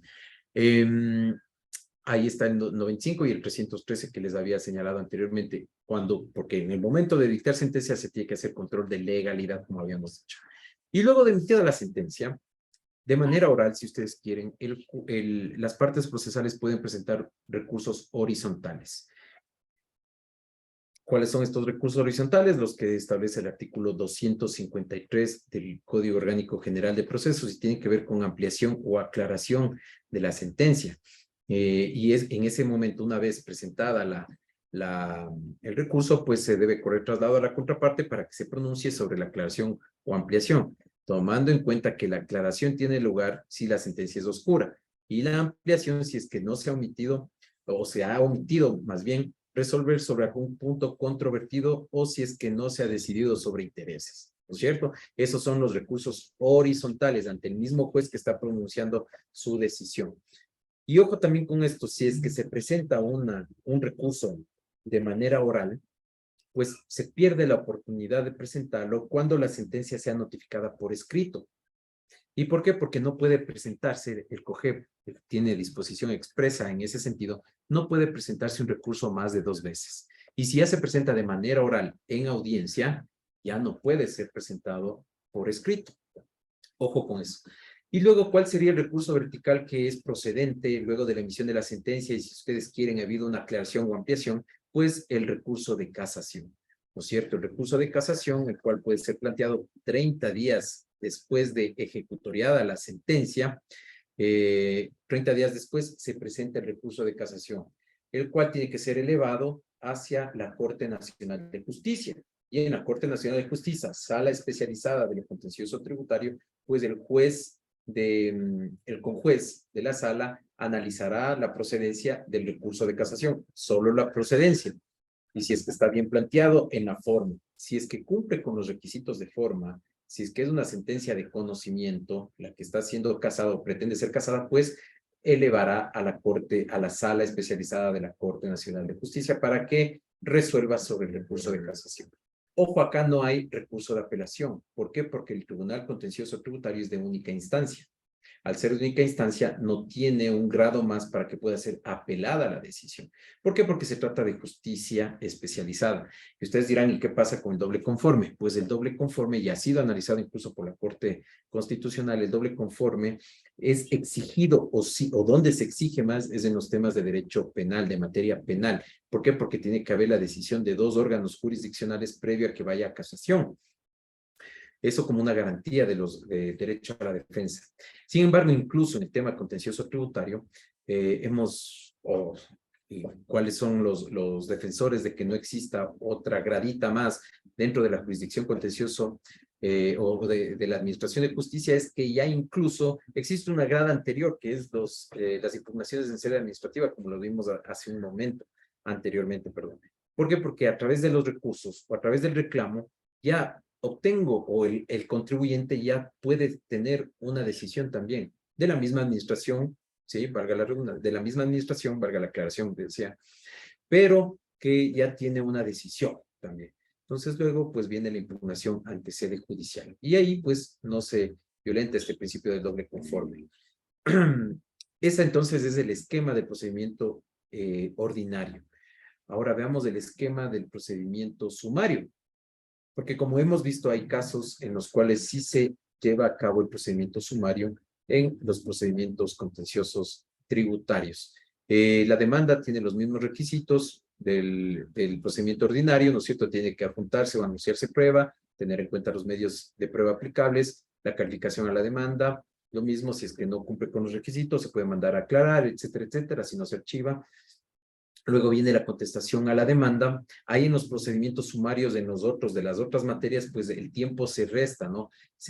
Son 15 días para la contestación a la demanda en los procedimientos sumarios. Sin embargo, al tratarse de temas donde está involucrado el Estado, pues la contestación tiene que ser realizada en el término establecido en el artículo 291 del COGEP, esto es en 30 días. Luego se califica la contestación. Si cumple con los requisitos, si no cumple, se manda a completar, ¿no es cierto? Igual que en el proceso ordinario. Una vez calificada la contestación a la demanda, se llama audiencia, ¿sí? Y ahí sí, bueno, la audiencia señala la norma que se debe realizar en el tiempo de 30 días luego de la contestación a la demanda. En casos de clausura de establecimientos, obviamente por la gravedad del asunto, ¿no es cierto? Se tiene que llamar en 48 horas, dice el COGEP expresamente. Y acá, ¿cuál es la diferencia? Es que existe una sola audiencia, ¿no es cierto? Una sola audiencia que se divide en dos etapas. La primera etapa de saneamiento, de la fijación de puntos de debate y de conciliación. Bueno, conciliación acá en el tema tributario, de acuerdo a las reformas establecidas, pues puede llegarse a una conciliación intraproceso, ¿no es cierto? Puede también haber una conciliación extraproceso y hacerle conocer al juez. Dependerá ya de la estrategia del abogado. Luego, esa primera etapa, se solventa esa primera etapa y luego viene la segunda etapa de pruebas y de alegatos. Luego de ello, se tendrá que emitir sentencia y de la misma manera vienen los recursos horizontales y el recurso vertical. En el caso de procesos de conocimiento únicamente. Perfecto, entonces es ahí el procedimiento sumario. Como les dije, con el cambio de paradigma, el artículo 80 establece que el juez es director del proceso y tiene la potestad de moderar la discusión, de impedir que los alegatos se desvíen a aspectos no pertinentes, de limitar el tiempo del uso de la palabra a los intervinientes. Ojo con eso. y eso no puede ser considerado como una violación al debido proceso.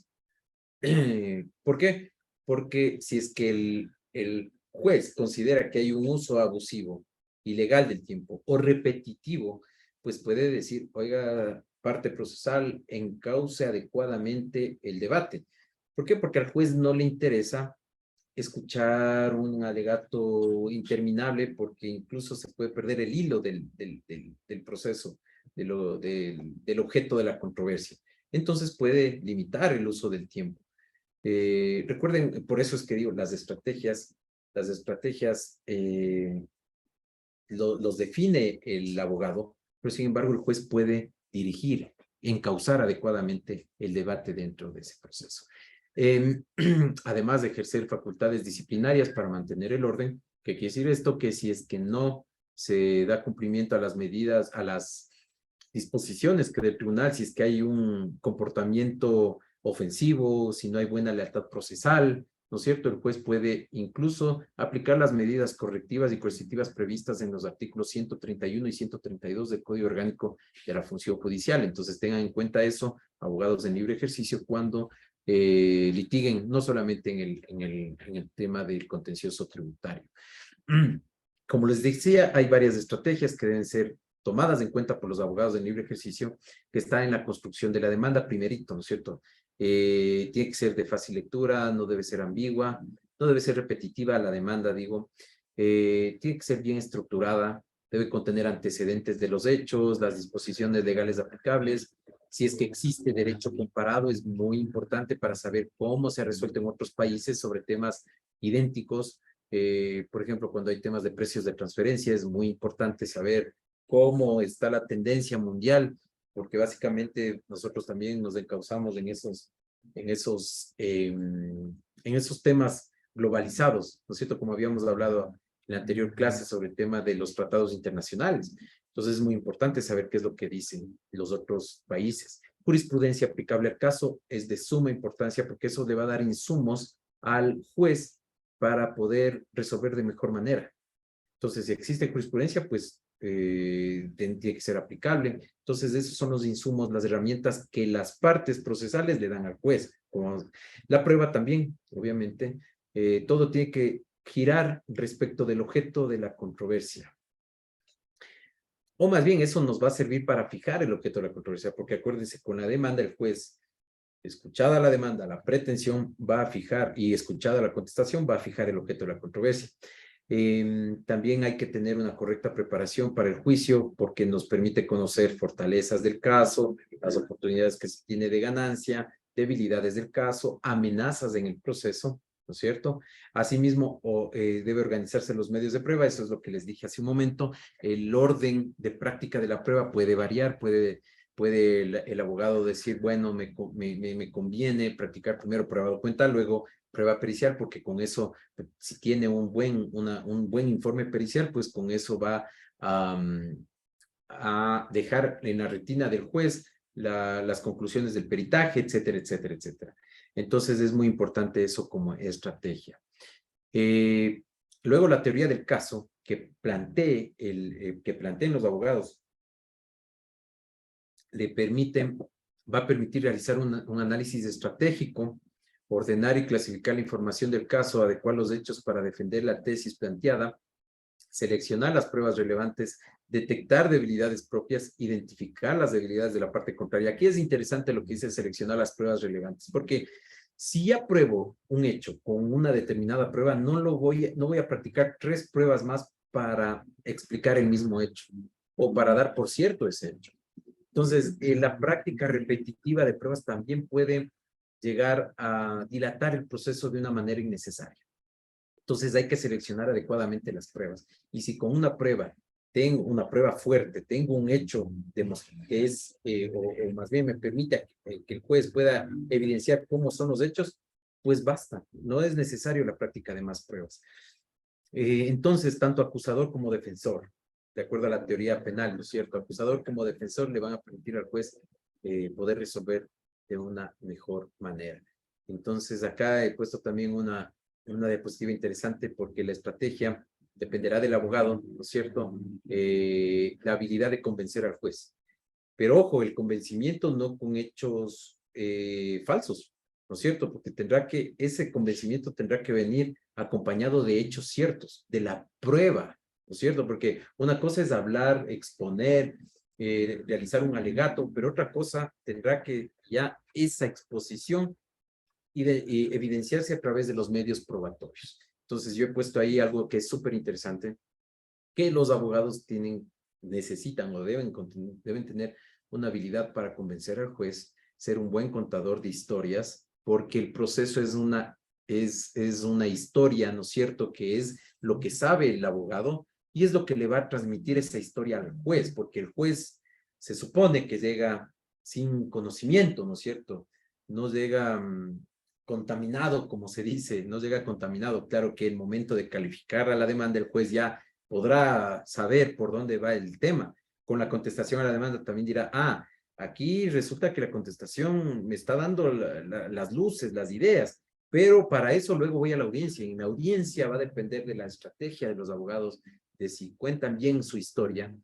Identificar, el juez podrá con eso identificar, por aquí es el tema, voy a revisar bien la prueba de acá, veamos la prueba de acá, qué es lo que me dice el uno, qué es lo que me dice el otro, qué pruebas me presenta el uno, qué pruebas me presenta el otro. Entonces es muy importante eso como estrategia. Bueno, creo que no tenemos más tiempo, Cris, vamos a quedar hasta ahí. Yo les agradezco a la atención que me han brindado en estos 2 días de taller. Es un tema muy interesante el de la materia tributaria con su incidencia en el COGEB y en el COA. Realmente es una materia muy amplia, por eso es que no lo hemos podido concluir de la manera que quisiéramos. Sin embargo, nuevamente ratifico y expreso mis agradecimientos y mi felicitación a la Escuela de la Función Judicial, del Consejo de la Judicatura, que realizan una labor muy importante en este tema de incentivar el debate jurídico y de incentivar además el conocimiento jurídico. Para todos aquellos que han estado aquí presentes, les agradezco su atención y que tengan una buena tarde. Muchas gracias, doctor. Bueno, también queremos agradecer a los participantes y les comunicamos que se enviará el link para que puedan ingresar a la plataforma virtual y puedan revisar el material y realizar su evaluación para descargar el certificado de aprobación.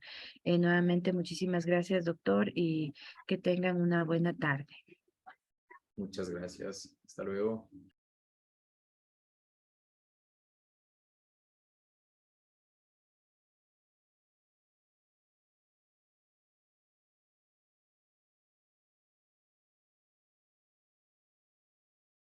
Procedo a cerrar la sala.